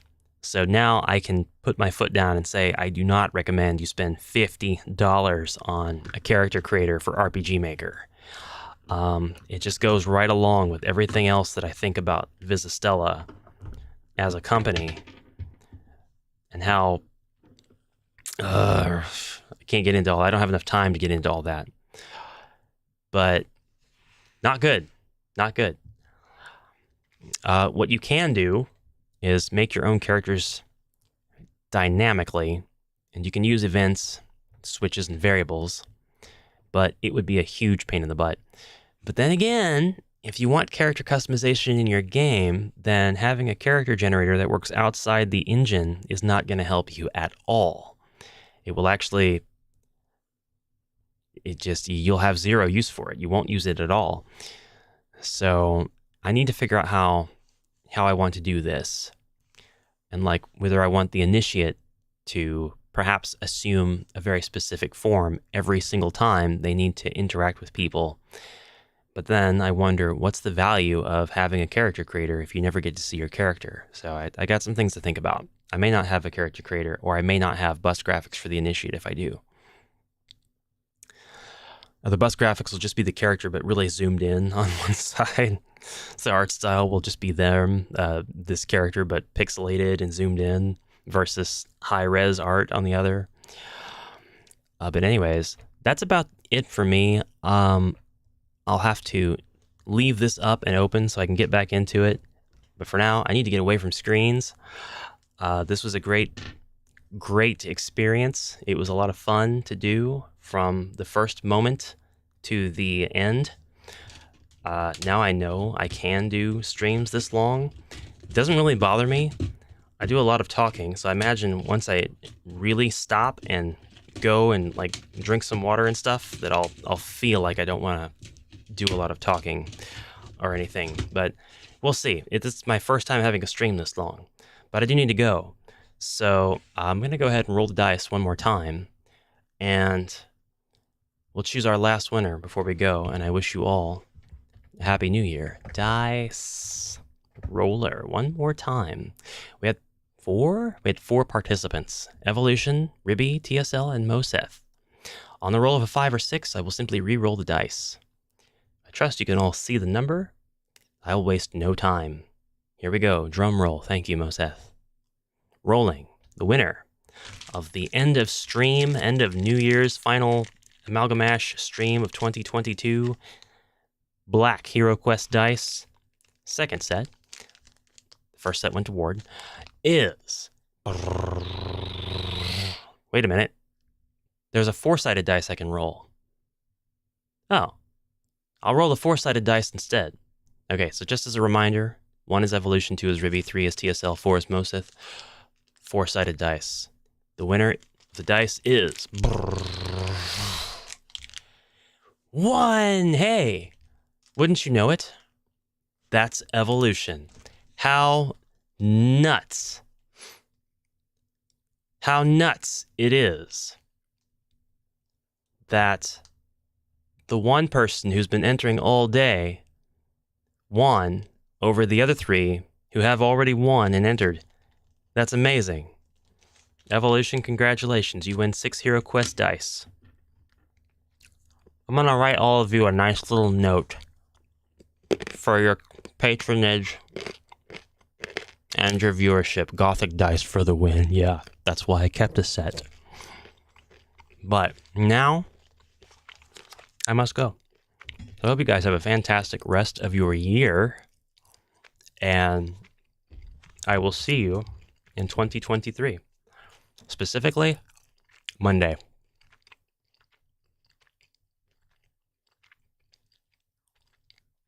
Where I think we will stream Tabletop Simulator. I might not play with anybody else just yet with HeroQuest.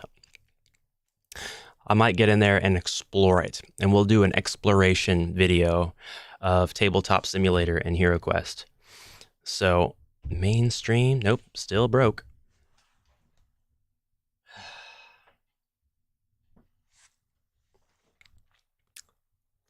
I'm not sure that I recommend the Stream Deck. It's not made anything easier yet. Believe it or not. You can teach me HeroQuest? Absolutely. I would be proud to. Take care. Thank you very much. It's a lot of fun having all of you guys in here hanging out. It totally changed the dynamic of the stream. I was just going to spend an hour doing each thing, but instead we just did a bunch of... We still did that, but we did a bunch of chatting, talking. I gave away a bunch of stuff. I still have 2 sets of blue dice and 1 set of green to give away, but I will put these to the side, and we'll do something a little more on-the-nose video-related for that. Perhaps they will be Game Jam second prizes. See you guys. Thank you again. Be safe out there. Bye for now. Mad props to everybody. Bye.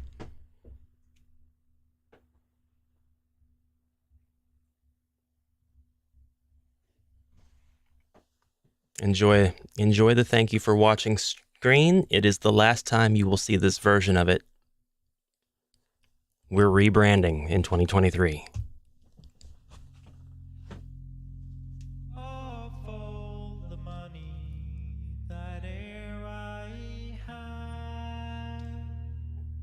I had spent it